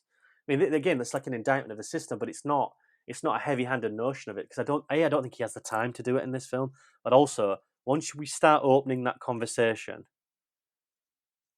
then it becomes a conversation of, well, you didn't give it enough screen time. I don't know if you agree with that. I feel like that's just having to condense this narrative is like a monster of narrative. But I find like that was just a review of perhaps a one particular review where not really understanding what he was trying to do, and I think that's a predominant amount of audience who sort of realize that. I don't know if you agree, but I just read it and I keep on beginning to talk to you about it. But that to me is like the personification of what he's having to deal with the fallout, which I think is not only unfair, but it's also quite suggestive to him as a person to suggest certain things, which I think is like, are we really going to go after Damien Chazelle for like stating it rather than the actual fucking atrocities that are occurring? Like, that's madness to me. That's an outrage culture. Like, I mean, look at the whole conversation with La La Land, I think, directly bleeds into this. I'll say, like, just as a blanket statement, very valid. Whatever reaction you have to film is subjective. So I don't want to say this, and I know you are too. I just want to say, like, very clearly, if you have this reaction, I'm not like criticizing the thought. I don't see it, and I agree with you a lot. And again, that's what a lot of this film is talking about, is like to live in this industry, to have, the dreams and this escape through the industry that these people have. What are you willing to give up, right? And part of that is giving up to allowing, this culture, even if you don't agree with it, having this Asian actress, this Asian woman play a certain role, even off camera, and accepting that and accepting some of that racism. And throughout, there's things in here, and where I think it's just, I don't think Chazelle could have done anything to win in this sense, and that's Agreed. not to say like, you know, a certain type. If he ignored it, it would have been called out. If he put it in like this, it would have been I want more. If he would have done more, it would have said it wasn't his story to tell. I don't think there was a win here. I Agreed. think for me and how I read it as someone who's outside of a lot of this, I can only speak personally to the sexuality part of it. I think it's done well. I think it's in there enough to where it's acknowledged. It's part of the film. But again, with a film of this size, and it sounds weird to say, but there's so much in here, you have to use critical thought to put that together. And you have to put critical thought to analyze what he's saying a lot of time. But like, I don't know, the blackface sequence is like very on the nose, I would say. Like that's very, I don't know how you watch that and you don't get what he's trying to go with it. Agreed. But maybe that's just me. I do think that it's done overall though well. I don't know. I just think that yeah, I just don't I question if there was an avenue for him to win completely on that conversation. But that's exactly what we spoke about the film in general, though. Like he was going to be annihilated even by the context of it, even how he made it was always going to be sort of this self-indulgent aspect to it. He was always going to get criticized for it, even if there wasn't sort of a notion of him putting his identity into it. The only reason why I bring that review up is because obviously we're too quite fond of this film. I think it was probably only fair to bring in a third party at least to analyze. But I also agree with you. I think it's very interesting. That take is very interesting, very valid. But it was also something that was so far removed from what we thought. I just had to have a conversation about it because I think there's a lot of interest there. Absolutely. The one thing there, though, I took part. I said what the value of what we can actually ever talk about. There's one mention that further on, and then if you look at the comments, I think someone spoke about the look of it being a male fantasy, a male voyeuristic fantasy. I think someone commented on it. It was like, "Oh, I agree with what you're looking at." I think at the quote is as a woman, I'm really glad someone actually mentioned this to have a conversation with you about this then, because we're both on that conversation, right? Do you think it does subscribe to a male fantasy voyeuristic look at things? Yes, but I think it's misguided how that sounds because I think the industry does as a whole, and that's why it carries that. That's the lens and critical that weight. thinking. That's the critical thinking. Yes. So, yeah, well, two full hats on. Yeah. But it's true. Like I think like there is a reason that women are portrayed in a certain way in this film and sexualized in a way that like he's tackling an industry that has that male gaze.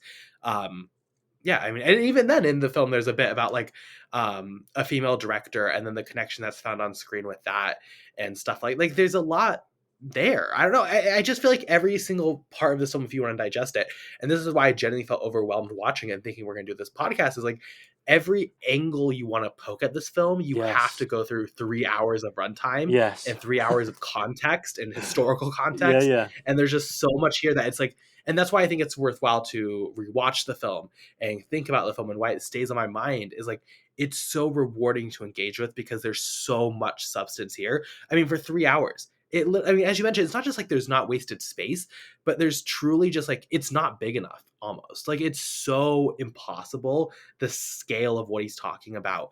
I also want to mention from that review, I forgot to mention it. She mentioned he mentioned, I don't know who this is. I don't follow them actually. I checked. The opening sequence and the, what's like the tits, the piss, the you know, drugs and all that comes back with the Tobey Maguire sequence, and it's very clear and very obvious when you put those in conversation with each other. Also parallels to Dante's Inferno, parallels to Day of the Locust, just, you know, references there. But like there's a very important context there on how that party and that excess and that vileness, if you want to say, is viewed in the beginning versus how it's viewed after. And you ask yourself what has changed between to make this a fun, you know, exciting place where you're dancing on the floor and it's kind of magical sequence, even though there's a lot happening. Obviously, there's death, there's drugs, overdose, assault. What makes it to where then at the end, it's this disturbing, haunting experience that's like traumatizing and disgusting, and you want to run away and leave. Those are in conversation with each other. Again, every single sequence, I feel like you have to look at it from what the film as a whole, all 3 hours are saying, plus then historical it's so much. It's overwhelming, genuinely. Yeah, and to just very briefly talk about the voyeuristic thing, I agree with you about. I think this may come across like a male centric ego trip, but also it's again the characters who think they can change these actresses, they think they can change Margot Robbie's direction, like what she wants to do. There's all this male-centric value about taking ownership of something or trying to give something direction by trying to make them to cure them. And I think that's another secondary conversation to have here. But I agree with you. I think the idea that it's an ego trip is sort of this falsehood, because it's just reinterpret. Well, it's not even reinterpreting. It's giving this indictment about the male vision of what is Hollywood anyway. You know, there is a reason. Do you know how easy it would have been, not to interrupt, but do Yeah. you know how easy it would have been for him to have the same statement about where he is in Hollywood and whatever, and to create a film about a 30-year-old living in Los Angeles in modern times as a director and make that like with ego? That would have been so fucking easy. Yeah. Like, that's so obvious. And the film he produces now is so removed from that. It's so removed from like what I would classify as like an ego trip on himself. He's literally giving light to like other people. He's going back to the roots of this industry. Yeah, like yeah. it's wild to me that people, and I don't know, maybe it's the confusion of like it's masturbatory, or maybe it's a confusion that it's, I think a close statement to what he's going through personally. But I don't get the ego thing. I just think like we've seen ego so much on screen, and maybe it's Yeah. because we just watch a lot of shit. Again, I can't wait for you to watch Bo is Afraid, not to mention it every single episode. Yeah, we will do. But like we've seen ego on screen in so many forms, and I think so clearly it's not this. Yeah, I mean, I think I could even argue against that if I wanted to be devil's advocate.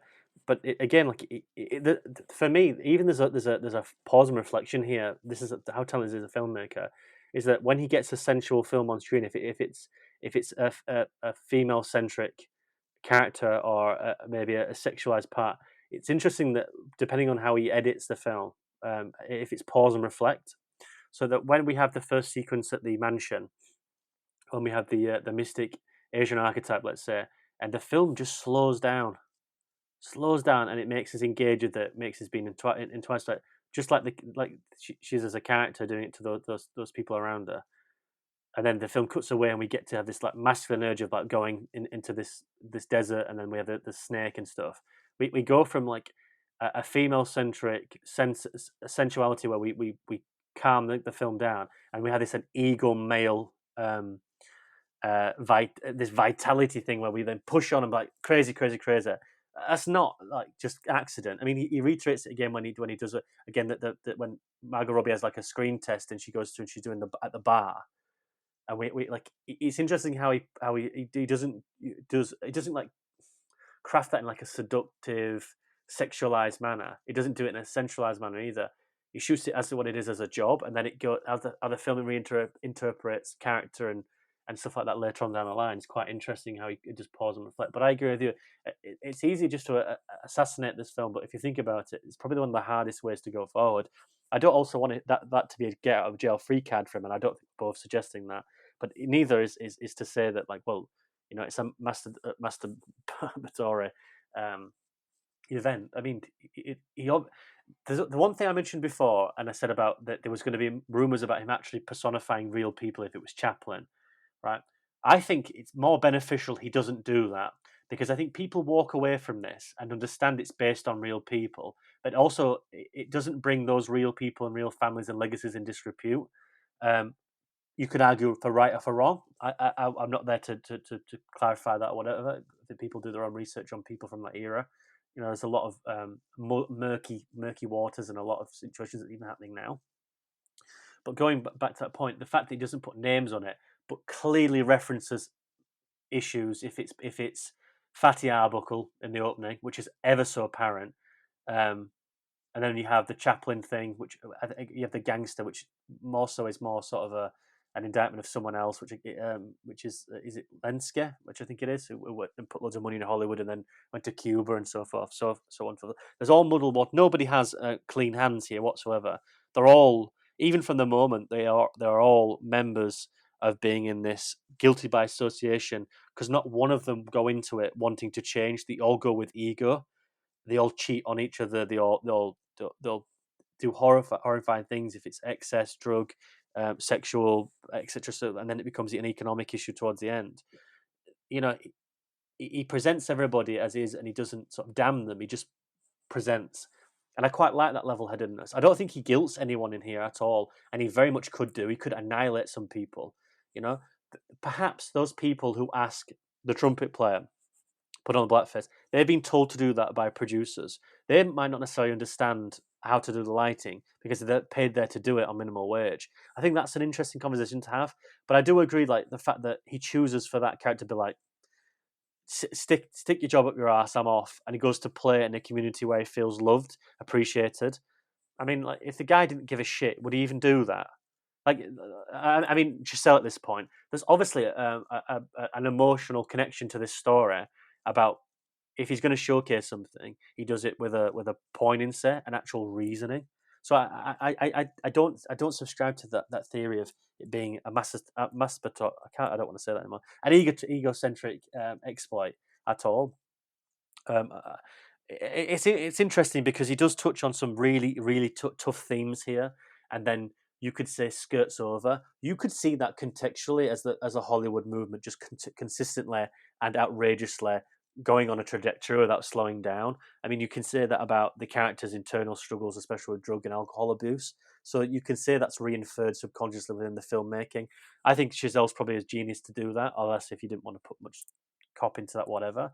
But he is relentlessly fashioned in showcasing certain arcs and elements that are brutal. I mean, the Brad Pitt one where he goes into the room and he meets up with that the mystic one time, and again he slows the film down. He gives a humanity. That sequence is where Brad Pitt is pulled out of the scenario, sees her as probably the first time as a human being, and it's going to be the last time. And he goes upstairs. He's based on the shooting of the Superman character, the guy. I can't remember his name. Should have done a bit more fact checking here, but I know that Ben Affleck paid him in Hollywoodland. He shot himself in the head, and then the fibers came out, and perhaps he didn't. And there's subscribing to the old Hollywood lore as well, which I think is genius. I know I'm rambling here, but I tried to make it make sense. But I also think that he's doing the thing where he is having a conversation on Hollywood realities that have been in the social gathering. Fatty Arbuckle, Chaplin. You've got Lenski, the gangster, based on the Tobey Maguire thing. You have all that substance, and then you have the more urban legend, urban myth type of indulgement in it.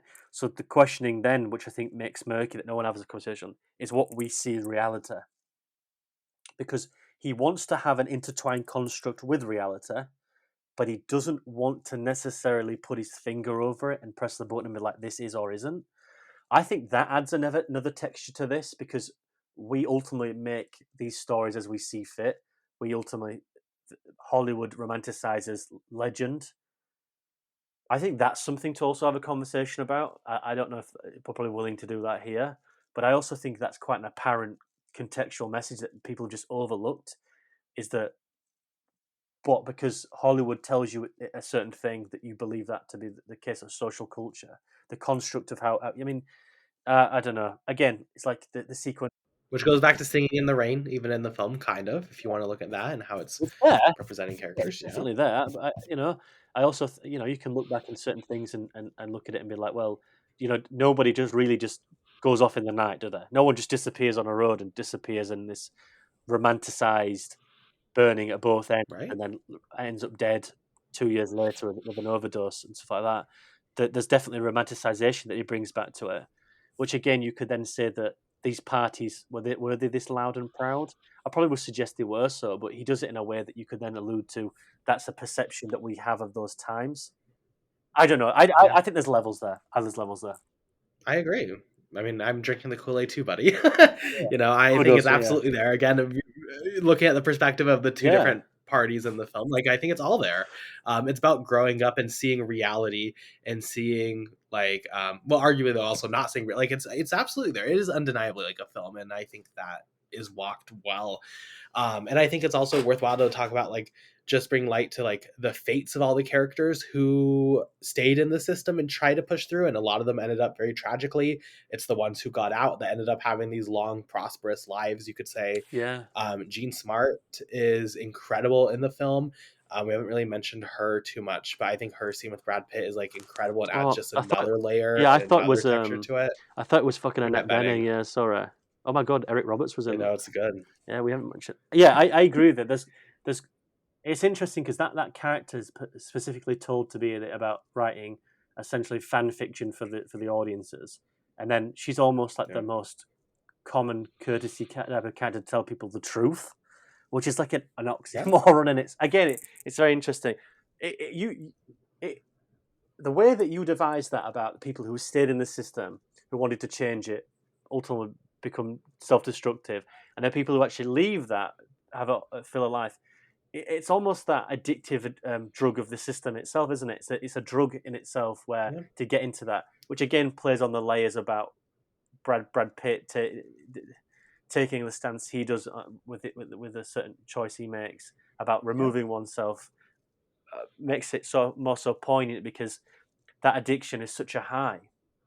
It's to be brought back down to earth is something devastating. Well, what does Hollywood offer you? It offers Babylon. It offers like all these people, as you mentioned, are running from something. Nellie Leroy is a perfect, like, really open, explicit example of it. And what Hollywood is offering is an escape from that and the party. It's offering the life. It's offering, a way forward. And does it really present that or not because of what the system is? It's all there. Yeah, and I think it's also interesting that you the way he puts these three characters are very interesting, but the one that nobody seems to want to talk about is obviously the Diego Calva character, which I think, like, the fact that nobody's like sort of suggesting that like a film of this magnitude could carry an actor let's say a minority who's not principally white, and also is a somewhat unknown character. He actually rests a significant amount of this film on that man's shoulders, to a point where you just sort of wait for it to fall apart because you think, I don't know anything about this. I don't know anything about this actor. This is quite a seismic, emotional, gargantuan feature to sort of assess how is he going to do it, and he's actually sublime, absolutely sublime. He brings sort of this frantic nature to this film where he ultimately plays the audience eyes and ears, and that you become embroiled in this narrative to a point where you actually start agreeing with the choices he makes because you get inducted into this expose of the drug anyway. You want him to succeed, which is like you want to.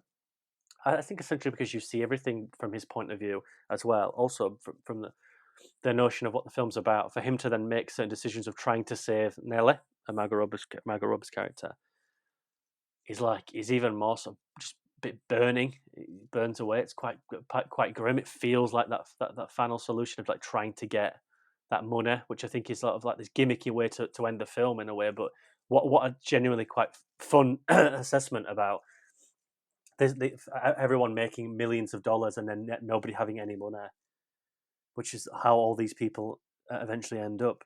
But it's interesting to have a conversation about him specifically because, going back to the issue we had about the black character with the blackface, I do feel perhaps Chazelle doesn't give a great deal of narrative to that character, because essentially he actually does so with the character of Manny Torres in a way that you want to see someone strive with a different accent in a very much white centric industry to find a formula of success and sort of fall into it and try to keep that. And then it's interesting because no one really judges him for his race or anything like that and how he sounds. He sort of indulges into it because he gets the movies.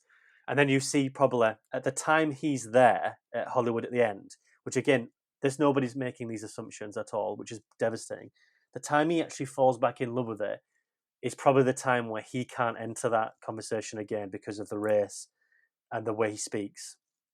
You have the fury of the McCarthyism's probably just starting, or it's in its gulf. You have the John Wayne influence in things. I mean, that's devastating to know. Like, as soon as he finds that maybe a heartbeat back, it's that opportunity for his child is gone. Will not have. And it's lucky he got in the first place. In the first place, he's not allowed in. He's very specifically told you're where you belong. I think that's a very telling line. And then he gets this opportunity with Brad Pitt to get in and like sneak his way in. It's all absolutely there. I think, like, again, it's just like with a time and also what his character represents. It's not necessarily his character where race plays an absolute factor in it, and you could go deeper in it. Mm-hmm. I don't know. It does though, because also like as he gets there, right, he has to sell a lot of his morals and a lot of his like I don't know, friends out, I guess you could say, to like maintain that position and carry that weight on his shoulders. I don't know. I think it's there still. I definitely think it's like an effective character. Yeah, Yeah. I would also say as well that it also pushes back to the conversation we had earlier, sorry, about that you can see it on a one note style of just someone going from rags to riches, but there is a substance there to behold it and to sort of just push it a bit higher up. I mean, it's interesting. The only sort of negatives I have about it is that when he brings third parties into this, because I do feel that he begins to write people a certain way, and he takes them to a point, and after Brad Pitt's character shoots himself, which I think is generally a really good scene as well, just to go upstairs, say bye to like his fifth wife, and then like to end that is just devastating to know. It's just horrible to watch, to have the sound and everybody just like sits there, and it just like quietly goes. No one screams, as if people were expecting it to happen, which is again this horrifying subconscious notion about he's not big anymore. It's not Hedy Lamarr, it's not Chaplin, he's not Buster Keaton. He's had his day. I mean, that's just brutal. And the fact that we get to that point, I think there is an issue there with narrative in that just via convention, really, that we know it's only going to go one way, because we know how that story goes. And I think how he does it, he doesn't really do anything different. But I also have come, and at the first I was like, this is not really elevating it. We're sort of, he's chasing the girl. He's never going to get the girl. The girl's going to go and just like, lay in bed with the demons, which is drugs and alcohol, not anything else. And then that's it. She gets lost to that, and he gets his heart broken and falls away. But it was an eventuality that was always going to occur. But the way you watch it, he was probably best to do that in the fact that, because that's how it is, to undermine those stories and give maybe like them being a bigger producer or getting a big hit probably would undermine the whole scenario of being eaten up by this industry, and the fact that he's cast Eric Roberts in this also pushes to that as well, about someone who was like massive in the 80s, like literally was the next Brad Pitt. If anyone's seen Star 80, the Bob Fosse film we did on Gems, he literally sounds like Brad Pitt in that film as well. He's exactly it. He's dashing. He's very well. He's a very intricate type of performer. He's very immersive. He has this weird type of charisma. And you see Brad Pitt, and he's not commercially attractive any means, but he has a charismatic charisma, and he's built on stoicism. And you look at Eric Roberts being Nellie's father, and here trying to get, like, you want to be, someone who's grappling with it. I think that's also a conversation about being eaten up and chewed out. So there's a lot of levels here to work at, a lot of levels. But for me, I think that the only way he could probably finish this film is an eventual inevitability, because that is the system. There's no beating this system, is there? So I appreciate the fact that it's. God, this is going to sound like a really backhanded compliment, and I don't mean it as such, but I quite like the approach of the halfway through narrative where it becomes one note, because I don't know. I think he undermines a lot by just, we're going to do something different.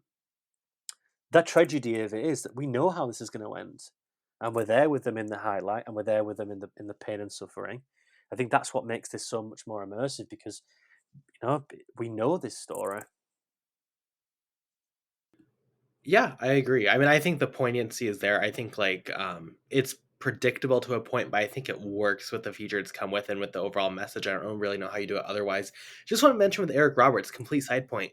How did he make 32 films or act in 32 films in 2021? That's like pretty insane. We go through his filmography. Do you know like how just throwing out there. Yeah, do you know like how Bruce Willis has, in the fact that he's on set? Sure. He's on set for like 3 days for $1 million.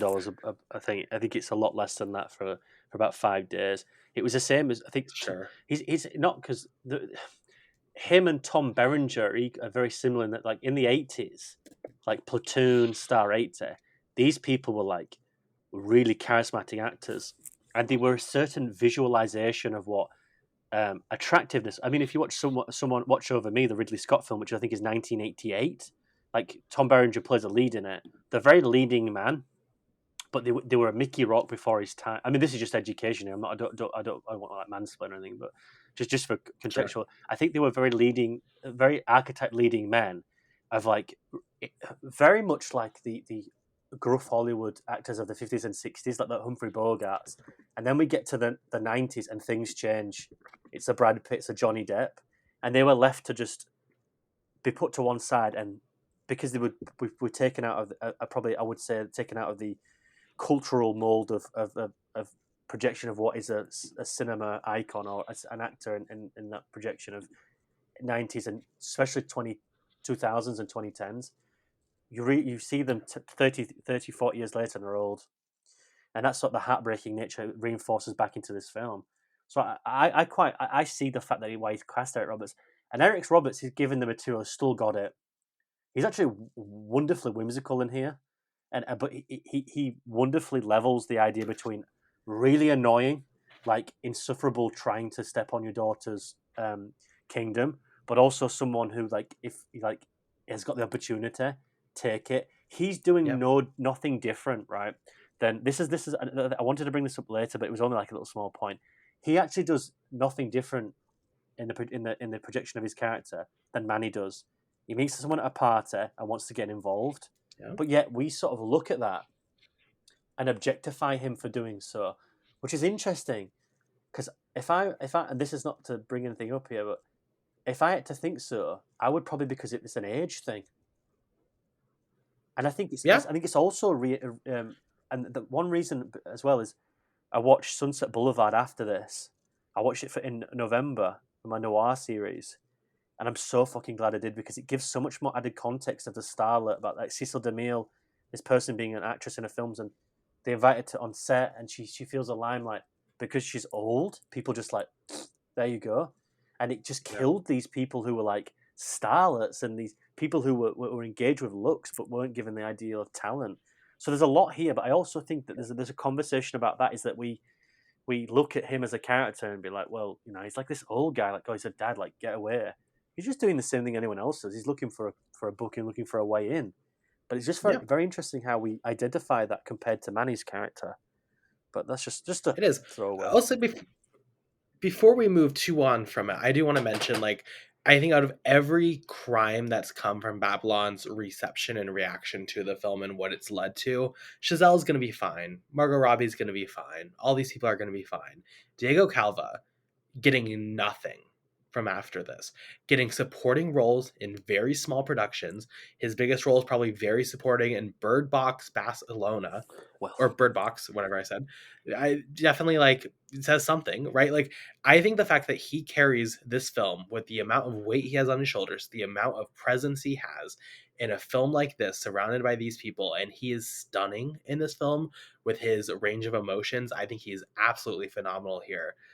The fact that he's just seemingly disappeared in and out, I think is quite tragic. I know we've talked about some tragic performers in the past and who just never seem to get that momentum. But I mean, hopefully something comes up. But so far, it seems like he really has very little momentum coming out of this. I agree with you. And the bitter, and I say this with absolutely no irony. I say this in deadpan and almost slight devastation. There is a bitter irony that he's in like echoing the same thing as his character in this film, which sort of brings a secondary level. I mean, that's not his fault. We had this conversation on Gran Turismo, which is wild that we brought Neil Blomkamp into this twice, me and you both. But we had the same thing about the lead, played by Archie. I can't remember. Is it Madikewe or Madekwe or something?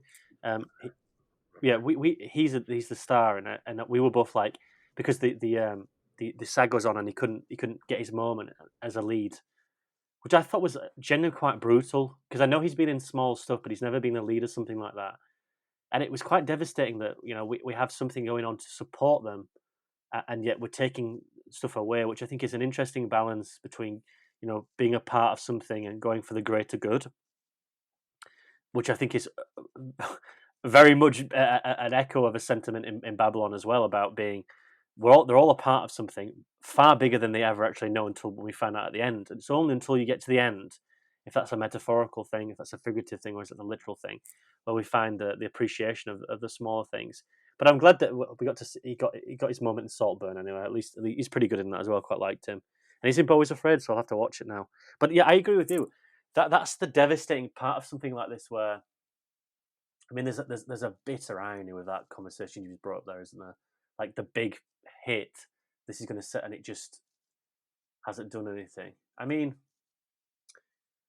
yeah, I didn't really see that. And no one cares. Yeah. No one cares about it, right? Like, there's no, again, because people just move on, and then like it's true. Like, the Soul of Babylon is so like authentic in so many ways, and like a million ways you could probably Mm-hmm. say, but like it just with time reinforces itself more and more as speaking an authentic truth about the industry, about humanity, about a million different like areas. Well, what's It really just keeps, like, again, Babylon keeps getting better the more time passes, the more I think about it, the more I yeah? reflect on it. I It's mean, all it's really impressive. yeah, it's but it's that horrible secular Yeah. sorry irony of we're repeating the same things.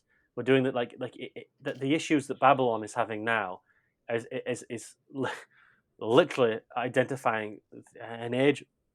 Excuse me, an age of stuff that happened that the actually film is contextually about. I tell you another thing as well. I also feel that this is.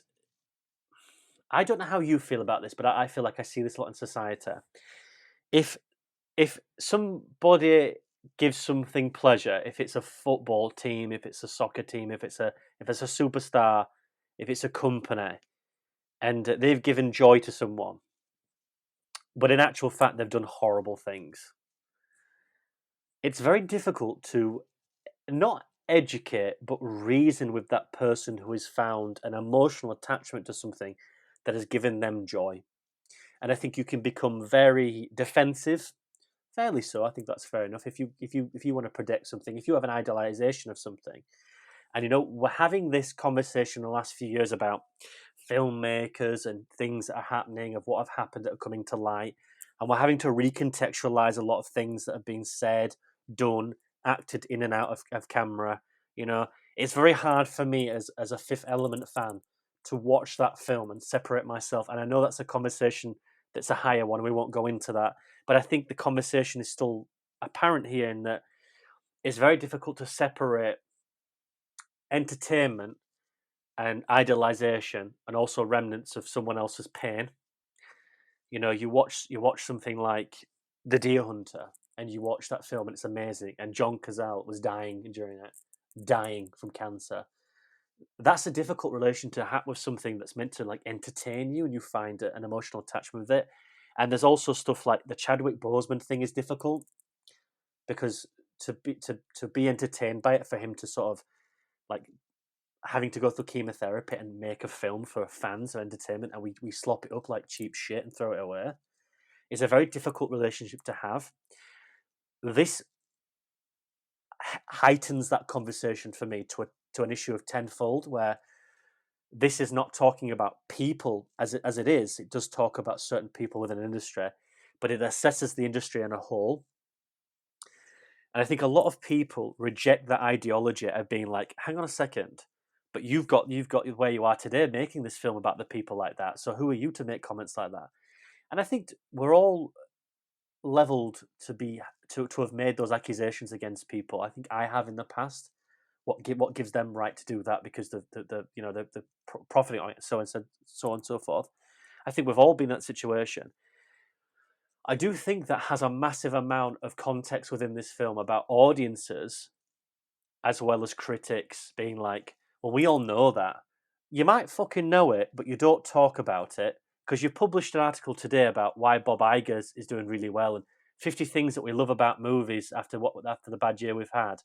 Like, how fucking dare these trades do that? The Hollywood Reporter doing it. How dare they Variety and like making AI articles when writers are not going to walk over the line because the unions that they're not working in conjunction with the Hollywood system.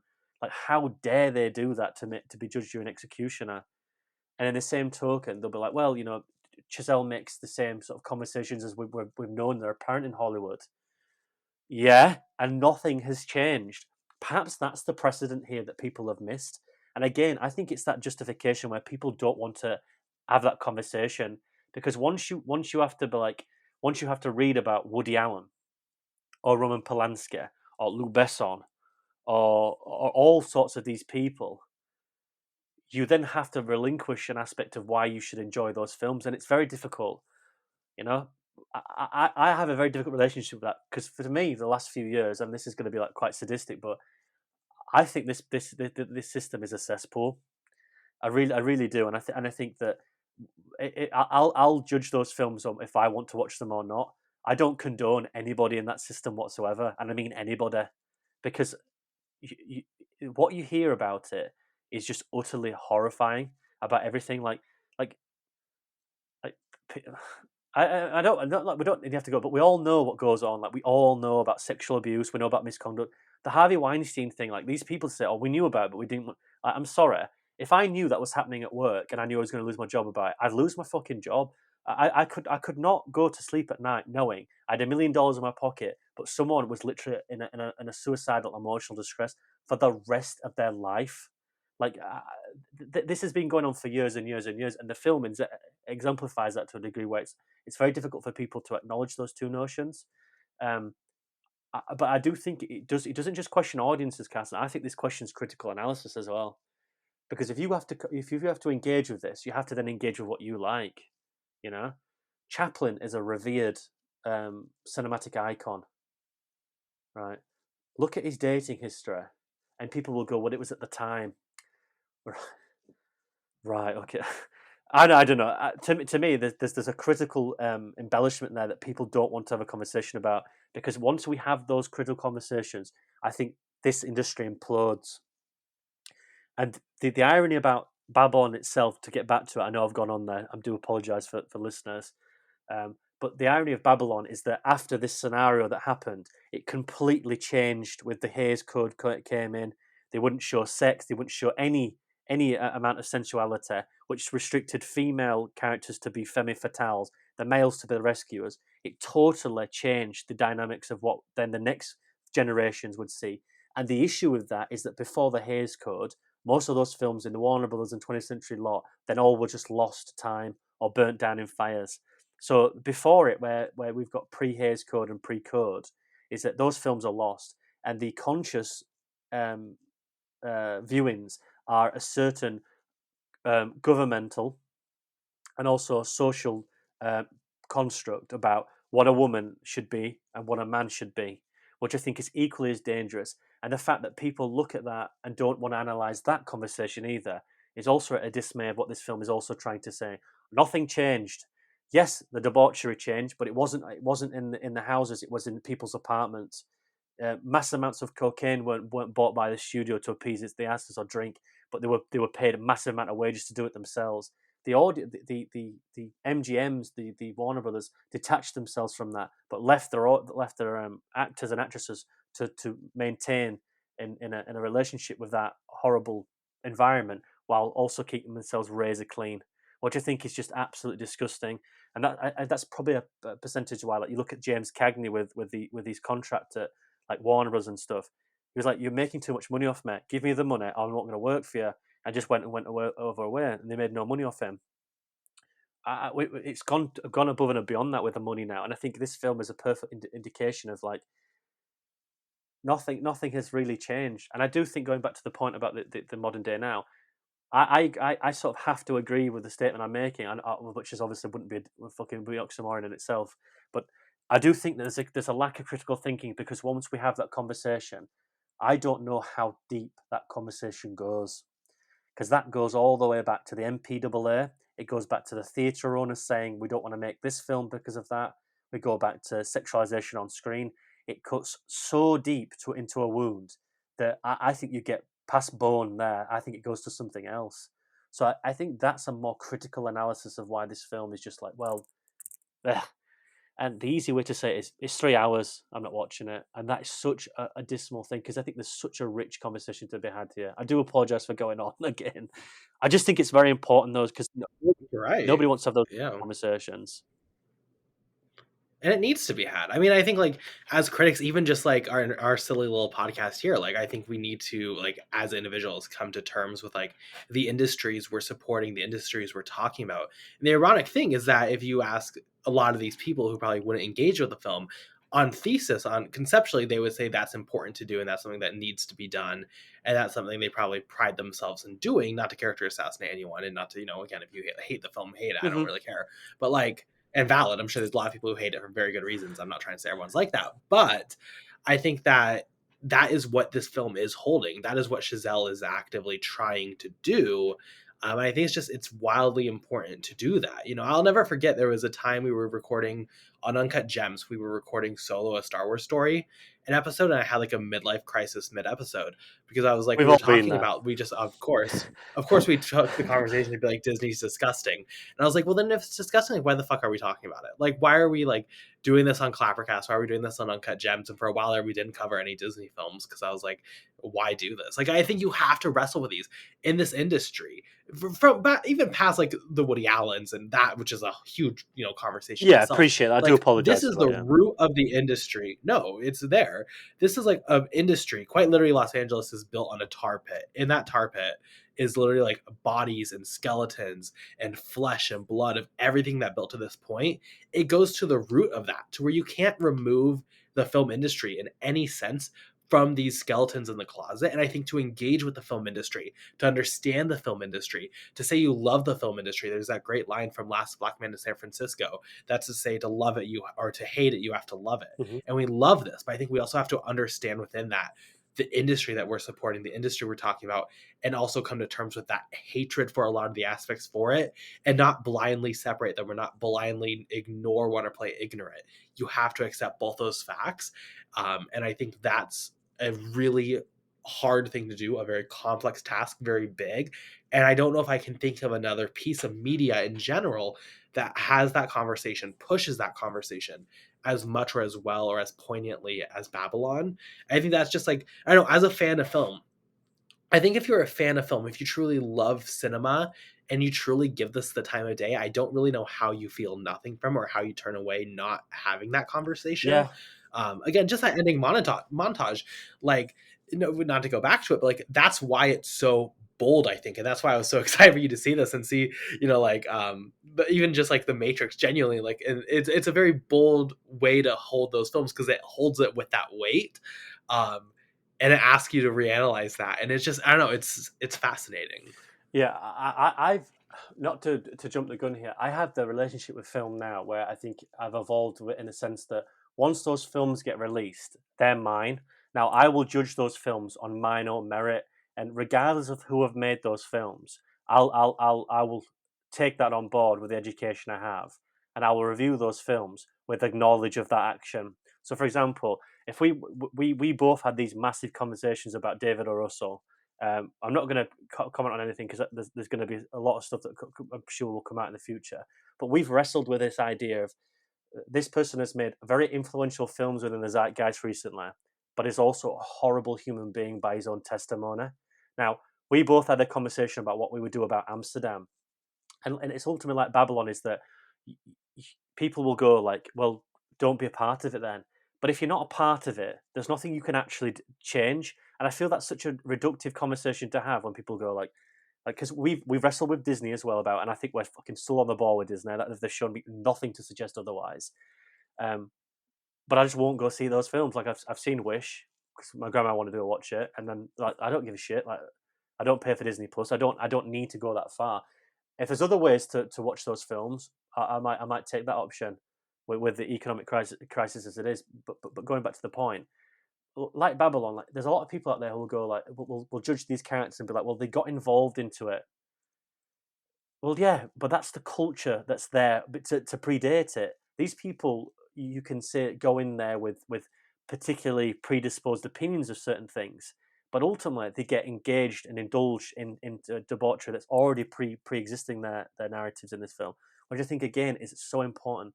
But very much like us with the Amsterdam thing, we both had the conversation about it. But if you don't review it and you don't talk about the film, to me, I feel like we're doing a massive disservice to those people who are actually like need to have a certain opinion about that.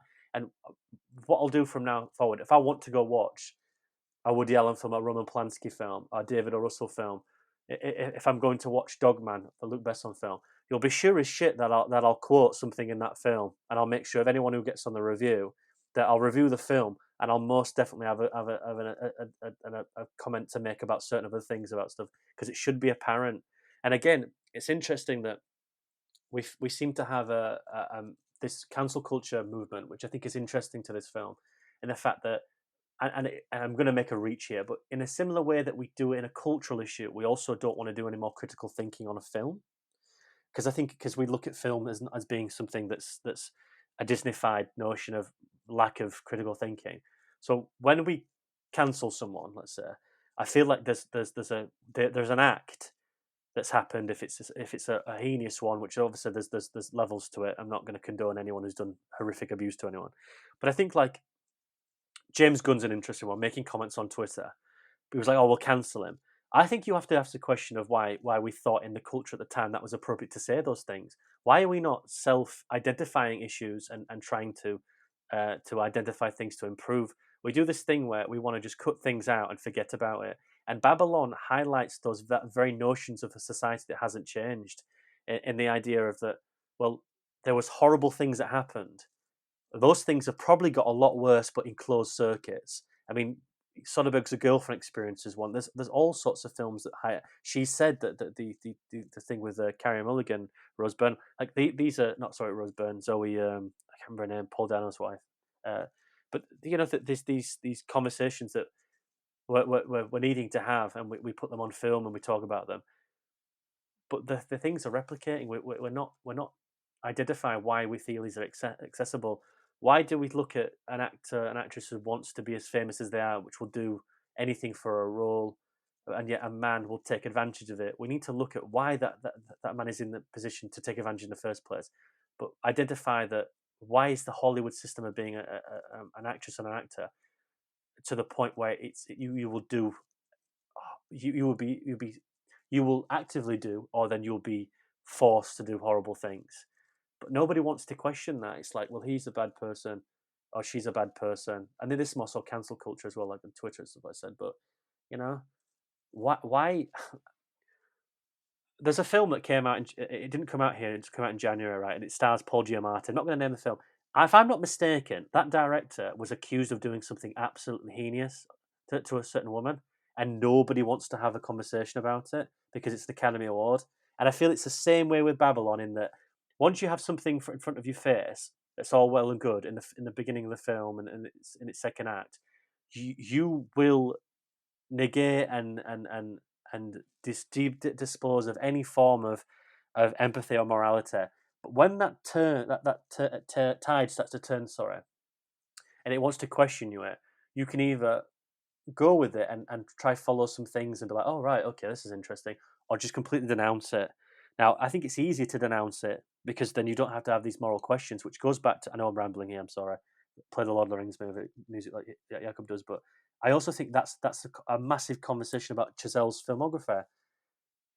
You can either walk with me on this path and have a quite serious conversation about us as people, us as an industry, or you can not watch it, not condone it, and just absolutely just push back. Now, whichever that you want to do that, there's levels on it, but I do feel like he personifies that, and the ramifications for this are, again, because it's a Hollywood conversation, I think it engages everything. I don't know, there's a lot to unpack there. I do apologize for just like spitting absolute loads of shit at you, but there's a lot in Babylon about the, like you say, critical thinking. You know, I mean, even in Babylon, in our conversation today, we've mentioned Brad Pitt a lot. He has allegations against him of abuse. We can go back to this year, The Killer. Absolutely no one cared that Michael Fassbender was in that position when he has allegations against him. I mean, again, like, it's so... The issues are not... It's easy to look at issues and want to minimize them or say, like, oh, they're categorized in this little area. But, like, it's so widespread and it's so big in so many different ways. I'm not just talking about sexual abuse, but just so much here. yeah, Even going back to, I mean, like, think about how people talk about, and I'm to be clear, shifting gears here, but like, think about how people talk about Kubrick and like The Shining, and like the trauma that was on set, and the trauma that Kubrick, like, it's so widespread and it's so complex because we don't want to say, we love the results of these things that are very harrowing and very traumatizing. And again, this is all at the heart of Babylon. It's all within the film, so it's all relevant, but like it's all there. And that's what the ending of Babylon is. And that's what Damien Chazelle is doing, is he's trying to wrestle with how do you love this while you hate it. And it's just, it's Well, it's impossibly big. yeah. It's similar to the narrative Babylon. It's just an impossibly big conversation to have, and everyone is going to have their own personal journey, and it evolves. I mean, it's interesting you mentioned our conversations around Amsterdam, around Clapper's direction with things like Woody Allen, around ClapperCast. And there was a time where we had people on ClapperCast who wanted to do a Woody Allen film, and we had a lot of conversations around that. Like, it's interesting because these are always evolving with our mindset of how we deal with this and how we adjust this and how do we contend with this. I mentioned my Disney situation this past year. I reviewed every single Disney film, right? So like the mindset always changes, and it's a very big conversation, I guess, is Yeah. what I'm trying to say. But just to defend yourself there, right, is that I don't think you should nullify that you have an opinion, and don't think that you're being oxymoronic. Sure. You're being counter. You're being like what's the word? Oh god, I'm so like focused on just being like emotion now, but you're being a hypocrite. I don't see it as that. I see it as that you Oh yeah, no. I think within Hollywood, right, that they're allowed their cake and they can eat it. I also think as an audience you should be able to do that as well. If there's a filmmaker that's horrible out there and you want to watch those films are separated as soon as that person releases that film. Yes, it's there. Right. You can identify and you can view at a point, but also you can't forget it. You can't forget it. You can identify it, but I think you can separate to a point. But even if you like it, say if I went to go watch Fifth Element, I was like, I'd never seen like 5 stars, and I was like, oh, but actually Luc Besson cheating on his wife with like a 16-year-old or 17, 18-year-old Mila Jovovich in that film. You have to educate yourself now, and I think in such a digitalized world, there's no reason not to educate ourselves. If you don't want to, that's your opinion. If you want to just see film as it is, I've got no problem with that. But like yourself with Disney, just because you have these opinions and I share them with Disney, just like literally outraging, not it's like outraging, but like this like bullshit ideology about like we're going to put LGBTQ characters into it, and I think it's genuinely been appalling, like and absolutely appalling. That doesn't mean that you can't watch a Disney film. But you know to yourself that they've never justified those actions. They've never justified to be a part of that team. You know that. I don't think there's anything wrong with you watching those films again. Like I said, if I'm going to watch some Roman Polanski films, I know what that prick did. I know what that vile human did, and he ran away and he couldn't deal with it. I know that there's other video calls out there, there's chat logs, there's documentaries about other things that people have done, which I can educate myself on, which I do. I do my due diligence, and I appreciate that people don't want to do that and don't have to do that. And do you know what? More power to you. I love that. I love that you want to indulge in film and get something out of film. I'm all for it. And we've had people on this podcast. We've had many discussions about it, and I love that for you. I don't say that in absolutely no disparaging way. I'm probably too much. I have too much empathy. One of many sins. One of many sins. But I do, and the fact that nobody really knows that about David O. Russell when he's making a film with Taylor Swift is like who personifies a generational learning for young women and girls and boys, and this is like she's just getting very political at the moment, which I think is very good for her. I don't care who she leans to, whatever, but long as she's aware and she has a platform and she understands it. But then to go do that. But then again, you could argue the same conversation for her. So I'm not judging anyone, but I find that I will indulge in whatever I want to now from this debauchery system. However, I will on every occasion, I'm more than well aware of the substance behind it and the people I'm getting into, and that will not justified. That will be noted as well, because I just linked my summer review to certain news corporations who have perhaps published quite bravely about certain things. So that's what I'll do. But again, it's like Babylon. It's interesting that I can imagine why Chazelle went into this. And I mean, fucking hell, we've been talking like 2 hours almost, 2.5 hours almost. and I'm like, my voice is, I can taste blood. I'm probably getting on your tits massively. I think I can imagine like, will you shut the fuck up and move on? But we've watched this. I've watched it twice. I'm sure you've watched it like 5 times. I haven't lived this. I haven't been on that set and made this. I didn't storyboard it. I didn't write it. I didn't send it off to a final grade. I didn't go to a test screenings with it. I didn't release it at the premiere. I didn't release it for the commercial and critical success or disaster that it was. So these thoughts and feelings we're having now, to have that in someone's brain, like under 40, making this film, is like king tier for me. I think that, and it's all there. I would disagree if anyone says it wasn't, but to me, it just encompasses this mass extraordinary achievement of what this actually is. But going into issues you may have, not that we've gone onto these things, I do think there's just one thing. I watched it again, and I was like, I haven't got anything wrong with it, but I do think it comes out of like left field. And I think the Tobey Maguire thing still, for some reason, maybe because it was inundated on meme culture. I don't know about you. I can't detach myself from that. Every time I see it, I'm like, oh yeah, it's like the memes when it's like that. Like, I think the sequence works. I think it's actually quite grim. The fact there's a crocodile there and stuff, which like, I think you could feel it jumps the gun, but it goes so crazy to excess. And also, these people are all high as a kite. We talked about the unreliable narrator. Is that reality? I don't know. But I thought it was still quite jarring, yet it worked. I don't know how you feel about that. It's the only part of the film for me, Carson, where I'm like, and also, I'll go another one. I don't know what Spike Jonze is doing here. I just think that's another one where I'm like, it's like David Gordon Green in Bones of All, because I've seen it. I'm gonna reveal it. Yeah, I was like, what? And I felt the same with Spike Jonze. I was like, we're detaching ourselves from the film here, and we're going into Spike Jonze thing. And I think the Tobey Maguire thing felt more concise, but was like, oh, we're jumping something here. Are we what are we doing? So I don't know how you felt, what you might not work or not, but those are two things for me.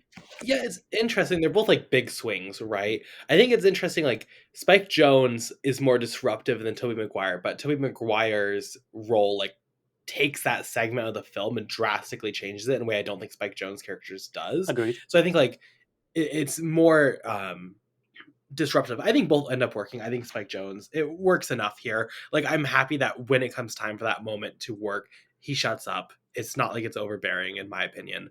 Tobey Maguire, big swing. I think it helps that you get that segment with the party afterwards. Maybe it's just because I'm a Dante's Inferno stan. We'll talk about on the podcast Over the Garden Wall in a couple weeks.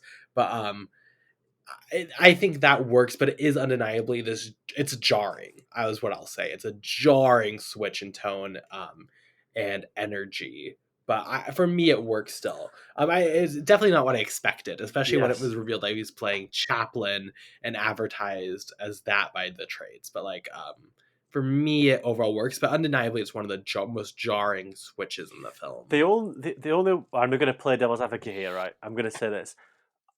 I feel like the way I've wrestled, I think it's jarring. I think it works, but I've sort of like condoned this in my head in a way. I feel like it gets to the point in these characters' life where film and art begin to imitate each other and begin to lose consciousness of what is what. So ultimately, we're watching a film about people making films, but then the reality of their situation is actually like almost a film in itself, and how it's dictating. Like they've got a briefcase full of money, a bag full of money, and it's all fake money, and they're going to see a gangster. There's an alligator there. It's Tobey Maguire looking like quite dishevelled. They're all on chronic or whatever they're drinking, and the tonics. It was, to me, it was an interesting moment where I think he perhaps tried to indulge in the lines are becoming blurred here, not only for the audience but also for the characters themselves. They're living in a genre of film and not realizing it, and then making film at the same time, which I think is a quite level above what we're even talking about here. That's very interesting. That's the dynamic I thought it was going for. But again, for this is probably the only time maybe in the film where I think the critical aspect of it, the more mise en scene, the more film theoretic analysis is greater than the actual simplicity of it, because I still think that comes across quite jarring. The Spike Jonze thing is a man shouting out in the background. I can sort of do that. The fact I know it's Spike Jonze and he's doing a German accent based on the guy who made that film is like, okay, that's fun. Yeah, I laugh to myself and I move on.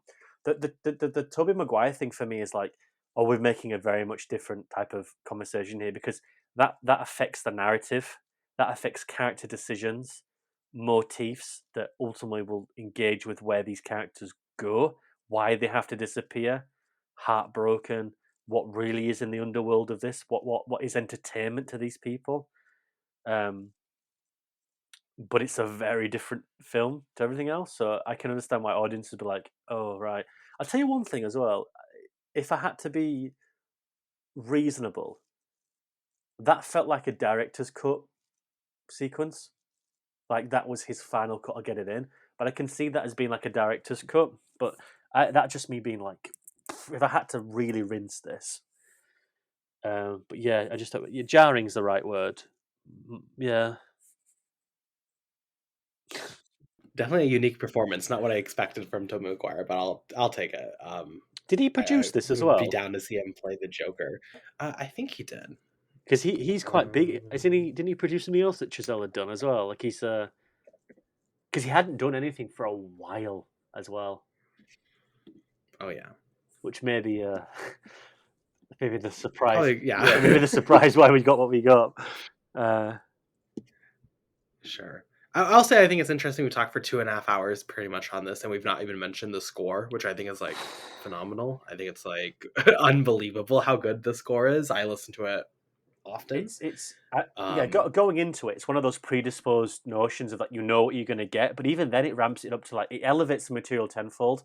There's very few films that get visualization and audible cohesion that go in this wonderful unification of just heightened and it sort of elevates the material. I find that in all the brilliant films you get that. If it's Kubrick, you've got like a choice of music. In my own personal favorites, I think Fifth Element, the choice of music in that film is exquisite. I think Taxi Driver is an interesting choice of how it does it. I think a lot of Hitchcock stuff. Michael Mann is another one. There's a lot of choices to be made that elevate the mundane, well, not mundane, but the sort of notion of what emotional um, prowess and connotation can be. He does that here in almost perfect unison with his visualization of everything, especially the fucking fury of the camera. It's like it needs to be let down, but he's like the momentum he pushes forward. He doesn't stop. He doesn't give you any choice to sort of relax, and it's just elevated again by that score. It's rousing throughout. It's also, I would describe as a 3-hour anthem. It's a visual, audible novella. It goes in tangent. You can't separate one or the other, which again is a fucking risk, because if something doesn't work here, it goes like, oh, this is strange. It's like doing a certain contemporary choice in quite like a abysmal scene in Emerald Fennell's movies, or something like that. Like not to like shit on it, but it's definitely a point. Um, there can be some certain choices. Like we did a film with Ethan Hawke where he plays Tesla, and he sings a "Tears for Fears" song. And I think because Hillary was on there, I think I was. I don't know if you. I think a few other. I think you would have been actually. And it was during COVID, and it sort of worked, but it was like, it was definitely a reach. Some stuff like that. This isn't similar, but I mean in the point of if one of them doesn't work, the other gets let down. And I think for 3 hours, I think they're on 100%. 100%. I think they're outstanding. I mean, just listen to it again. It's like I find this a horror film. I find this really difficult to watch. Yeah, I'm intoxicated by it. I'm engrossed by it.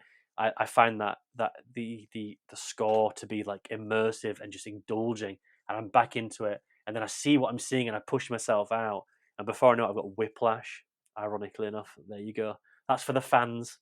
But yeah, I don't know how you feel, but I think they work in tangent, probably like in perfection. Oh, for sure. And I mean, you mentioned the horror like side of this. There is like specifically like I think back to the scene where he sees the first ever film he sees with sound and how the crowd reacts and how he runs away. And it's like edited like it's a horror film, like it's a monster film. Yeah. Like it's yeah, it's absolutely in there for sure.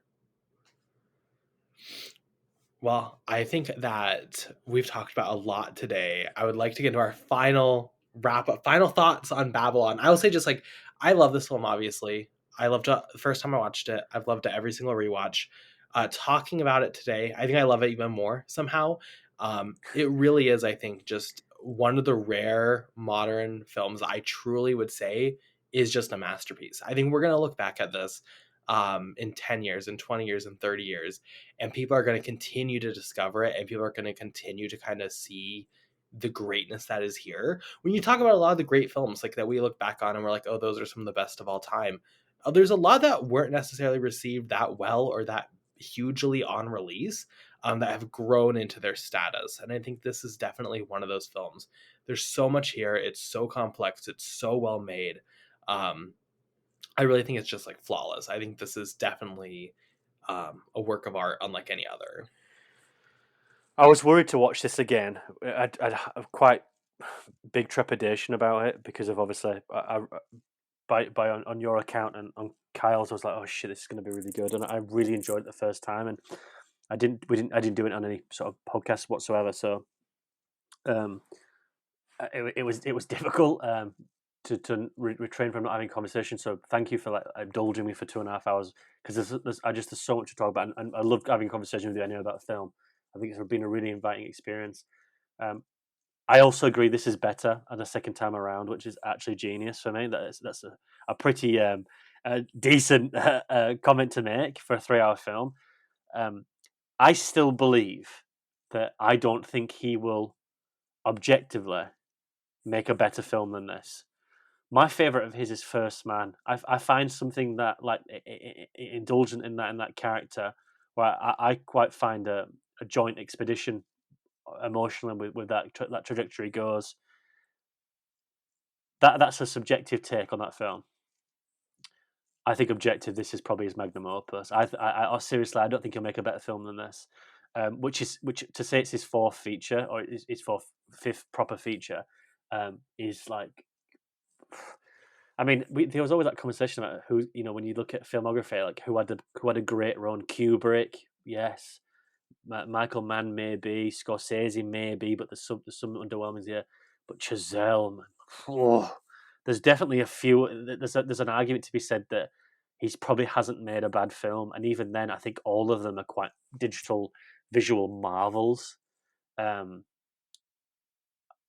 I just worry for the future. I really do. I just don't know where you go from this. You'd have to bring it down small, but you'd have to make it so profound and so immersive and emotionally engaging. I think it would be restricted. It's probably just way too early. It's probably a genius before his time. But I agree. This is a magnum opus. This is incredible to watch. I just sort of gutted I didn't get to see it in the cinema, but to watch it in my front room with all the lights down, with the backlight lit up, so when they're in the party, it bursts orange, yellow, reds, purples, browns and oranges and stuff like that. It's a very poetic experience. It just brings the house down, doesn't it? It's 2.5. It's 3 almost 3 hours of just going on a journey that just is tense. I mean, that's an understatement, is what we said, but yeah. I love this. I'm glad we had a chance to talk about it. But yeah, I mean, I don't know. It's so much. It Yeah, really is like it's a roller coaster. It's bombastic, it's exciting, it's fun, it's sad, it's haunting, it's it's scary. It crippling. really has like everything. Yeah, it's Yeah. it's like I see this as a horror film. I don't want to watch this again, not because I don't want it to like go down in my estimations, but I find this like quite intoxicating to watch, and I find myself engaging with it on levels. Again, what we've talked about this conversation about criticism, morality, how we experience film. There's so much I find from this in this conversation I've built up having just watched this film. Um, I don't want to watch this again and not be able to have this conversation. I think it would be like an absolute negative to the experience and also for yourself. But I don't think I can watch this again. I really don't. I think it's that you've got those films, sure. Like there's just I see this as something I've got to be very careful to watch this film again in a specific mood, and it perhaps will probably be in years in the future because it's so encompassing. I find it emotionally and almost physically crippling at times because I just find myself like not fetal position, but I want to just um, it's like crawl away. You know, I feel left not necessarily dirty, but just like I don't know. It feels like you're part of the issue when you watch this film, which is like fucking horrible. But it's again, Imagine how Chazelle feels. that's what I see. Like Yeah, if that's how like yeah. but at the end of the day, Oh. there's an educational thing that people will get out of this, like we have, and other people who will grow to it, and it'll be that, like you said about it'd be interesting to when see the next generation find this because it'd be like everyone forgot about Barry Lyndon for a long, long time because you had The Shining, you had Eyes Wide Shut, and then people were like, oh my god, have you seen this? It's amazing. I think we're going to have the same thing with this. I think people will come back and find La La Land, will find First Man, and be like, have you seen that Babylon he made? And people will indulge on this. And God forbid what we're going to be like in 10, 20 years' time with this system. You know, it'll just grow with either utter fury or make its way in as a time capsule of what came before it and then how things, the beauty of cinema. It's going to have a very strange lifespan as well, which is interesting. But yeah, it's probably like he's Barry Lyndon in that suggestion. Whew. Well, if you want to check out Babylon, you can definitely. I think we both recommend you Oh, check it definitely. out. And I think it's just incredibly worthwhile. For our question of the week, this film is obviously about filmmaking. We've been rather dark, so we're going to go a little bit brighter. With our question of the week being, what's the film that inspired you and made you love movies? What's like the film that did that for you? Um, I'll go first because I feel like with me, you kind of expect a lot of films. I don't know if a lot of people would expect this if you didn't hear the story. It would be The Truman Show. Oh This was like wow. one of the first, it was like really the first film. Because my family like do not consume media, not like because of any reason, they just hate film. Like they don't do it, Yeah. just not the style, not the culture. So in middle school, one of our teachers started like a movie club where they just brought like 30 DVDs they had of films and would like give you one, and every week you'd watch it, come back, talk about it, whatever. And for the first one ever watched for this was The Truman Show, and watching it and being exposed to like what film could be, it was really quite magical, I would say. And then obviously I found stuff that's more personal since then, but it was definitely a special one. So for me, it Wow. was The Truman Show at least, which I feel like I don't really talk about, Which but sort of like it it's is. kind of like Uh, for someone who's like indulging in cinema and someone who like wants to know, that's like a kind of like a quite difficult film to comprehend about the idea. There's a lot to break down yeah, there. I struggle with this one because I can't just come up with one because I'm shit like that. There's a few. There's a few. I've got about 3 or 4 that were like the first film I ever saw when I was little. Right, was and this is really bad, but um, I put Commando on the Arnold Schwarzenegger film, which is a big thing on Uncut Gems, and I used to love that film. I never really understood what it was about, and then I would watch like Terminator 2 and stuff. I'm that type of person. You might not be able to guess how educated I talk and how eloquent I am. I fucking love a good Arnie movie. There's about 3 or 4 though in my canon that changed the perception of what film was to me. The first one is Romeo and Juliet by Baz Luhrmann because I didn't think you could do that. Because I remember watching that when I was very little, and I couldn't understand why this wasn't like the best thing ever made. I couldn't understand how he'd elevated the material by remaining consistent with the actual writing, but changed it to more contemporary time. I thought was genius. Another one would be The Matrix, because that was something I'd never seen before. I think come on, everyone knew that was coming. Everybody knew that was coming. I couldn't understand how they could do that. I couldn't understand how the sound was amazing. Everyone wore a certain type of clothing. The music in the film, the score by Don Davis, as well as that Rage Against the Machine, Keanu Reeves and stuff. And then I went out. Then I found Taxi Driver, which I couldn't. Again, was another one. Like I can't understand how someone can make a film about someone who's horrifying to watch, yet be so compelling. So that's where the Scorsese and De Niro journey is. And probably the last but not least, so there'll be a thing here, is probably Heat, because I find I think Heat's quite important to watch as a young man. Not because there's people who get shot in it and there's a massive car chase in it. I think that film's quite important, more so than Taxi Driver, in showcasing about the isolation, desperation, and idealization of what a young man perceives to be and what it can be.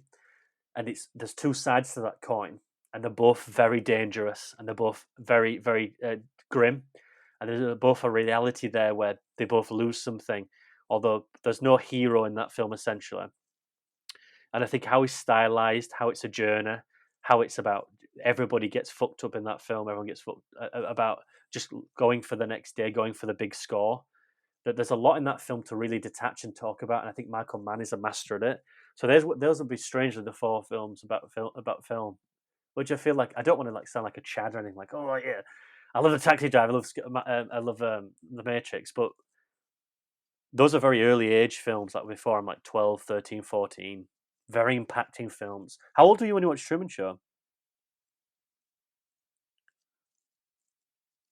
Wrong button. What was I? Probably 14, 13, See, 14. I think it's pivotal before that, because I think that it works on subconscious level. I'm not. Oh, I'm going to sound like an absolute incel. I was never raised on Disney movies, not per se because I didn't like them, but also because there was just no need for me. They didn't feel any need to buy them. My parents liked movies. My Sure. sister's favorite film is Last of the Mohicans. My dad's is a Jungle Book. So there's a dissonance there straight away. So I remember when I was very little, I had videos everywhere. They had because I'm from that era, videos and DVDs and stuff, and I was a lot younger than you. I think at that point to watch movies. And I think it's I think the earlier you access those things at the right level is better. But I didn't watch anything like Disney. I didn't have that entry into it. Whereas I like Disney, I like bed knobs and broomsticks. I like stuff like that, and I have appreciation for it. But I was never indulged in that type of criteria where I went really onto the big stuff and hard stuff. And I think it can be very dangerous for a young child to watch stuff like that. You know, I'm not like a fucking Republican here or anything, but I do think it could be somewhat concerning. However, I think the younger you are, the more acceptable you are to your parents or your carers, whoever you're with, or just on your own.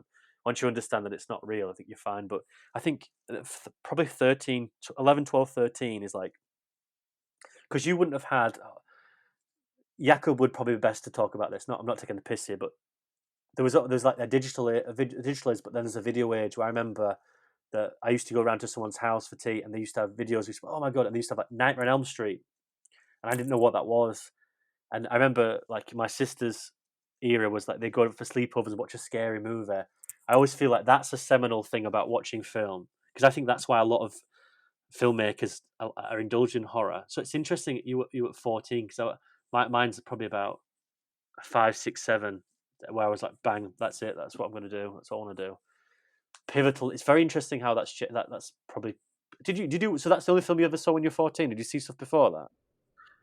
No, so I saw like a lot of like kids movies, like Night Museum. Like it was like I meant more like film and like the depth of like what it could be. I saw a lot of younger movies, and then like um yeah, stuff like that. But it was really around there because then I started really getting into film.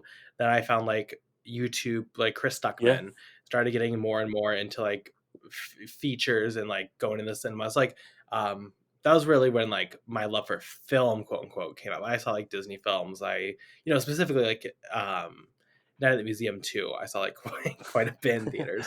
But yeah. yeah. Interesting times. And then my sister like traumatized me with horror movies when I was like super young. But other than that, Yeah, because I remember we used to watch The Mummy. Stephen Sommers' Mummy. I was like, oh my god, this is amazing. But you're so naive at that point, because it's like because what we've done this year, you go back 60 years and there's another one, the first one. That's what I love about film. Not to get melancholy, but go back, bring it back to Babylon.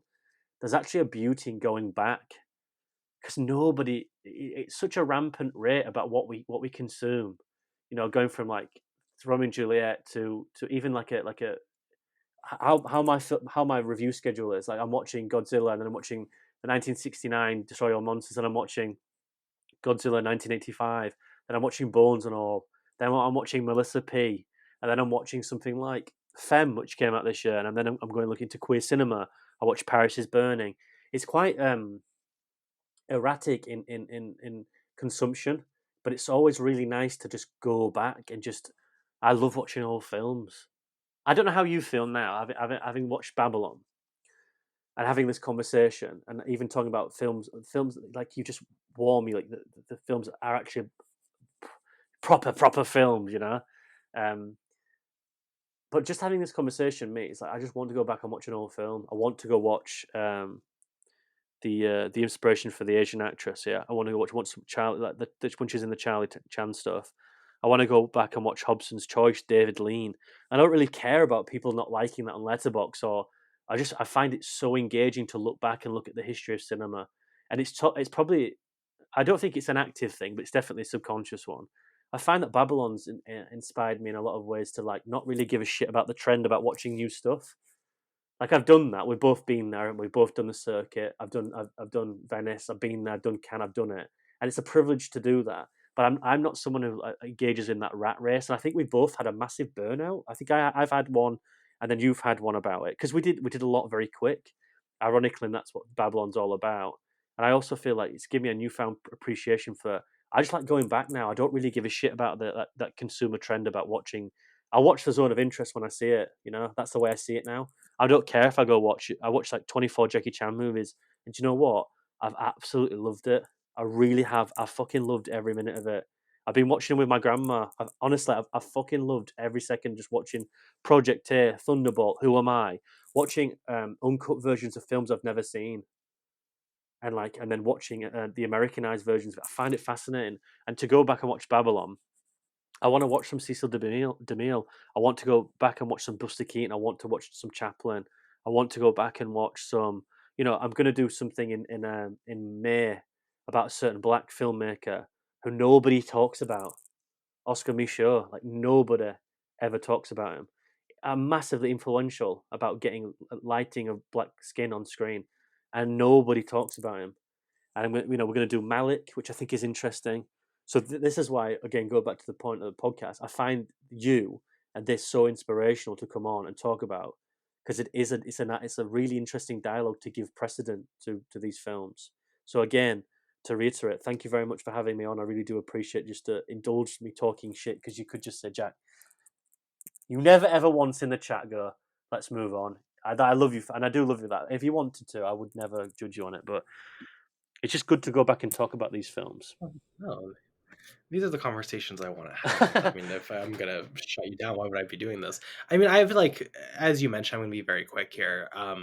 Like I've gone through even just like this past like month or two, just this radical change in like how I truly like. I'll still do some reviews for Clapper. Still do some reviews for various things. Like I have no interest in reviews anymore. Like outside of these, that's the thing about ClapperCast, and that's why I think ClapperCast did and taught me is like I like these spaces where we can talk about film and have these conversations around film. When I just post a review, it feels so empty and void and hollow. Same with so many new releases, and I went through this last year where I was like, it just gets to a point where you're watching these new releases, and I fucking watched every new release at some point, but I was like, why am I doing this? Like, what am I gaining from this when I can load up Criterion Channel and watch literally fucking anything from cinema and like have this great experience and have this time? That's where I am in my life as far as like being not just a film like viewer, but as a critic. I'm interested in just watching what I want to watch, and then naturally what I find writing wise rewarding is features. Truly, like I just love when I have a feature and they come to me and like I'll be watching this, and that's something the ClapperCast is like. You know, we talked about Chazelle today, and I rewatched a lot of his work. Rewatching Malik, watched Pedro Almodovar's work for the first time. Agreed. Yes. These explorations into cinema, I find to be so rewarding, and I'm falling back in love with film, which is something I never realized. Like I kind of lost to a point. Not that like I always watch new releases, and there'd be this or there'd be a Luca Guadagnino film or something that I love in these 5-star features, but I really stopped loving film, and it started to become more of a job or more of like a task. you know, like I have to meet a quota, a task. I have to watch all the new releases. I have to have a take on, you know, fucking Mank or whatever it is, you know. And it's like I'm so happy now to like move on from that. And it's interesting. At one point I was like really motivated. I want to be a critic, as like I would love if I could be a critic for a job or a career or make money off of it. I'm very happy now that it's just a hobby and I'm not tied to this in any way, because like I want to have fun with it, and that's what I value so much more in engaging with this art form, rather than being a critic or getting paid to write 2,000 words for one of these stupid fucking like sites that lay off everyone, which if you go look at the layoffs now, it's insane Yeah, for no one's journalism. talking about that as um well. It's quite scary. yeah. And just even like film Twitter, you know, like I think there's people who obviously not name names, but there's people who really value like followers or value like how many likes and retweets I Yeah, get. And it's like, as someone who's gotten tweets or reactions that get lots of likes, like it's never been rewarding. That's never been like what I want. Even with access, you know, like I work so hard to get access to early screenings and stuff, and like it's cool, don't get me wrong, and I appreciate it. But like I realized that I sat in those rooms, like I don't know, seeing a film a week before it releases, even like festivals, right? Like the festivals I've been to, which are cool. Like, I don't know, seeing a film 3 months before it releases normal, it doesn't add what that's not why I love film. That's not what I want out of this experience. I want to have conversations and talk and build this passion for film and build this understanding of film and have these great conversations on here and with others. And like, I don't know, it's just, I'm radically changing and understanding what I want out of film and out of being a critic and out of all that. And like it all is in Babylon also, but like I don't know, I think it's just it's a very interesting time, and I think this podcast has really helped with that over the past year. yeah. So I had like two epiphanies within film where, on a personal level, I've always wanted, and I've spoken about this on the podcast. I always wanted desperately to just see something more of the Unbreakable series, and I always wanted to go back to the Matrix, and I didn't have to wait very long for it. I had to wait what 15 years for Split, and I had to wait about 15 years for Resurrections, and really, bar that and perhaps The Irishman, that's really all I've actually ever wanted from Hollywood. I've only ever wanted to experience that again. And I got two movies out of Splitting Glass, which I loved, and I also got to see Keanu Reeves. I also got to see Carrie Ann Moss back, and I also got to see a Wachowski make a movie. Like, I'm pretty fine with new releases. There's nothing I'm desperately wanting to go. Two things that changed my my opinion on film criticism have both happened at what you said about access. I remember being in Cannes watching the new Xavier Dolan movie, and this guy was like next to me, and I've told this story. And I was like, just lit up a cigarette in the theater, and I was like, I fucking come here. Like I've been searched to get in here. I can't even have a bottle of water, and I'm desperate. I've got like a premiere ticket. I'm looking forward, and someone else just doesn't give a shit. I remember watching Dune, right? And I don't think Nick could get into the screening, and I could, and we went to Venice, and I sat in probably one of the worst seats you can imagine, like this, breaking my neck. And halfway through, I could hear like a buzzing noise, and I was like, and bear in mind, it was horrific to get in. I looked to left of me, and there's like a person asleep, and I'm like, I don't know, like there's something like sort of died that day. Going back to the room and writing that up and being like, people just like, I know people who would have killed for that opportunity. I know someone who would have fucking killed to be in that room to watch that 2 weeks earlier, and I have nothing against that. Like you said, if that's what if I think it's not a greed thing. It's just it's FOMO. It's a real thing. And yeah, fair enough. If you want to watch that 2 or 3 weeks early, like I did, it was brilliant. And you've seen a film that's been like pushed back a year, so that's exciting. But in the same, well, I'm not going to name the movie, but you know what I'm talking about. But you know, it's really exciting and it's fun to be in that. But I agree with you. I think people just take it for granted, and that's like the cesspool it's in. People just feed each other, and they don't give a shit about anyone else. That's why it's difficult to find access. That's why the whole thing of this Clapper thing is a thing, because you know, like we were doing screeners and letting people be educated on it, and we've got a really good core group back.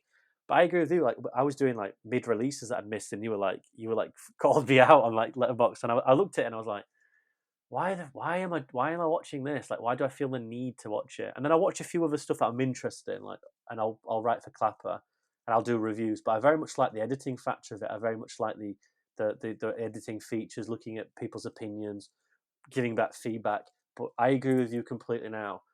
My stance on talking about film has changed from writing to having a conversation, because you can't have nuance anymore. in a dialogue like that. And I agree with you. You write it into a void, which I'm fine with. I like that on Letterboxd for my own gratification. But this, to talk about Babylon, is why Babylon was made. I really, and I don't. I've read some writers who are incredible. I don't mean it like that, but I just think that you've indulged me for 2.5 hours. You can't do that in a review. You can't talk about the nuance of Chazelle's film. And I also think, not that I think the industry needs a revamp, but I do think that the fact we've got this output and we're able to do this, I wonder if that would have perhaps changed people's opinions on that film if this was more a viable solution for the masses of just working in print. It'd be interesting if like this was just like other markets were doing podcasts about it, and which they do, but it's also like a secondary thing. Like Little White Lies are quite good for it. I like how Hannah Strong and David Jenkins are doing over there. They're a really good little foundation, and Certain Sign do it, and so on and so forth. But you can't do that in 15 minutes. You can't do that in 1,500 words, you know? Which I think is like a more modern issue with film anyway, but alas. It's been wonderful being on here. I've really enjoyed it. Yes. Let's end this with our rapid reviews. I'm going to be very quick here. I mentioned Chazelle. I rewatched a lot of his films. I just want to mention Whiplash. It was my first time seeing it outside of, I think, summer of 2015 in Montana in a tiny town. They have the grocery store, and there they have a DVD section for renting. It's like the only grocery store for 100 miles or whatever. So I picked Whiplash because I was like, oh, I heard great things. Every single person in my family hated it to the point where like they left by the end of the film. I was the only one watching, but I was blown away by it. First time watching it since then, truly like blown away. Even like again, even though I knew it was like a 5-star masterpiece, the layers and levels to that film and how well made it is. It's one of those I'd love to ClapperCast on one day. No idea when, like in a year or two, but definitely a lot there. And then you recommended this a while back. I finally watched Death Trap, unspoiled. Thank God. Do not spoil this for yourself if you watch this. A film that is constantly, I mean, you mentioned in your film or in your review, but every 10 minutes, it goes against expectations and it adds something new to the formula and it pushes itself to somewhere else where it's so fun and it's so engaging. I think the ending's a little weak, but other than Agreed. that, like, really, really appreciate it. So I enjoyed those two. I feel like it's the only film that What have you seen? I've just said I do feel like that's like a really good representation of camp in that film as well. Honestly, Sidney Lumet is amazing. I'll be quite brief here because I've finished my Jackie Chan marathon. I did watch 24 Jackie Chan movies. I've watched it throughout January. I'm a bit early because I was a little bit late on my my documentary December one. Really fun. Been trying to find different cuts of the film. In England, it's very difficult because we have because I'm not going to complain to the MPAA in your country, but we had a thing where the Asian market was very difficult here because if they had a Ninja Star, it was an 18. So a lot of stuff would come in cut down by 20 to 30 minutes. So I'm watching like Jackie Chan movies I watched, like Who Am I when I was little, which like shows my age, 1998. It's like I was never allowed to watch the end of it because it was past my bedtime. But that's such a sad but wonderful story of my childhood. And it was just like watching something completely different. I watched the Project A series. I watched the whole police story thing was fascinating to me. Definitely check out 1, 2, and 3. The others you can forget. I've watched some really good stuff with the Jackie Chan stuff. Armor of God. I'm just putting the reviews up now, but I've seen everything, even the smaller stuff. Anyone out there, go watch Crime Story. Like what a devilish stepchild it is to Police Story. I did watch The Bones of All. Interesting enough, I watched the first half of it on my own, and then my mother came to watch it with me because she was like, "Oh, what are you watching?" I was like, "Bones." And she sat with me and watched it, and she really enjoyed it. And I'll say this: this is why I hate you to a degree, right? Because everything you do, you actually make my life worse because I have to indulge in it, and I think it's vice versa. But I'm going to blame you this time. It's my favorite Luca Guadagnino film. Oh, it was amazing. Wow. It was amazing. It was the perfect indictment of a road trip movie, and it's such an allegorical thing about the fentanyl crisis as well. There's a lot about there. I think Taylor Russell is like one of my favorite newcomer actresses. She is so soft, but there's something under there. I think Little Tim was excellent. there's a few stray lies there. I must admit, I don't know what David Gordon Green's doing in that film. Although I think there's something there, but I don't know what's happening with that specific casting. We joked about the other thing with Mark Rylance. Whatever he's doing, he needs to cease immediately and stop trying to look at people in a certain way and evoke that at every single character that is a multifaceted and not a one-dimensional a portrayal of a human being.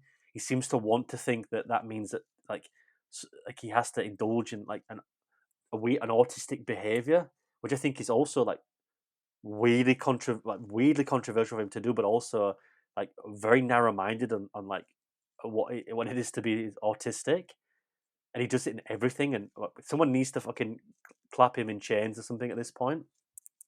But I loved it. I didn't get around to watch Beau is Afraid. I watched like Priscilla. I watched Marie Antoinette, which I think is. Have you seen Marie Antoinette yet? Oh, I've not. It's on the list. What if I was a young girl at that point in my life, 13, 14, to watch that, and like that's the film where I think it's the personification of what we said. I can see levels in there where I'm like, she's talking to a 15-year-old Sophie Coppola about getting into an industry, and people are going to bring her down just because of her name, and she's just a human being. She's only a young girl, and Marie Antoinette is like perfect personification. I thought it's wonderful. Watch it with Priscilla. Again, I think I spoke about that. I've watched a few that my phone's dead. I had my fucking notes up. I've seen a few bits and pieces. I watched Holy Spider with my mom and my dad. Don't do that. Don't watch it with any parent. There's like a 10-minute sequence at the end where there's like a fellatio sequence. It's simulated, but it's like I sat there thinking, I've made a mistake here. But that was a really interesting conversation about misogyny in a very different part of the world, which I thought was exquisitely done. God, what am I missing? I'm going to miss loads of silly things here. I watched Eileen. Godzilla. Well, yes. Yeah. I watched Godzilla -1. I thought was exquisite again. I watched it in the cinema because I missed it, and I thought it was fucking perfect. Part Ozu, honouring Japanese culture and society with Ozu's films, then honouring with Honda's indication and indictment of the nuclear age. A perfect amalgamation of the both. With like, I know there's a controversy of how it's shot and knowing what Japanese culture is like being there. I can imagine those people were worked to the bone. And again, that's a conversation to be had as well about abuse of staff. But it was everyone deserves an absolute plaudit for that film. I watched Godzilla 1985 in response, and then I watched Godzilla vs. Bolantai, the Rose one, which was fun. That's about does it. I think I'm going to watch a few more crazy stuff. I watched Eileen. I don't know if you've seen Eileen. Have you seen Eileen? I keep hitting the wrong button. Yeah, I saw it at Sundance's premiere. What did you think? I hate Did it. you really? I'm willing to rewatch it. I haven't seen Lady Macbeth yet. I spoke to Jakob about this, and he was like, "You need to watch that next." So I'm going to watch that tonight. But I was sort of like, I didn't know where that was going, and then I was like, "How long has this got left?" And it had 15 minutes. That takes some choices. I love how it's shot. I love how there's a fabrication of truth in that film, of what framing is and what narrative is. It is definitely a rewatch film. I'll have to watch it in the future sometime. But I sort of loved it. I'm going to review that for Clapper as well. I watched the Society of the Snows, which I thought was very good by Jay Bayona. But yeah, some good stuff. I'm going to do a Frankenheimer, John Frankenheimer, Abel Ferrara, and William Friedkin series in February. I'm going to try and watch some more of my wish list, my watch list. So next few weeks on this is going to be fucking insane for rapid reviews, and I promise they will be rapid next week. But yeah, some good stuff. Love it. Well, I think that's going to do it today, as if we didn't have a long enough episode. Yeah, where can we find you on social media? You probably don't want to listen to any more of my ramblings, but if you want to just read a few reviews and listen to what we've got to say, again, you can find me on Clapper and Letterboxd with the username Jak-Luke Sharp. I always link these episodes into my reviews. I put them in conjunction. But also subscribe to this on Apple Podcasts and Uncut Gems. Listen to me and Carson talk about this. Listen to Jakob and Andy talk with me and everyone else. And yeah, subscribe to the Patrons as well. Support Carson. You're doing a wonderful job here. But yeah, I love these. I listen to these on my break at work. I'm fascinated with this sort of stuff. So Yeah, thank you very much for having me on. I know I've said it enough, but I don't appreciate. I can't get it across enough. Thank you very much for having me on again. No worries. Y'all know where to find me. Thank you so much for listening and watching and subscribing and supporting. It means the world. I mean, again, this really has been like a project I've loved doing, and we're gonna roll on with some exciting episodes soon. So with that, thank you so much. We'll see you next time. Goodbye.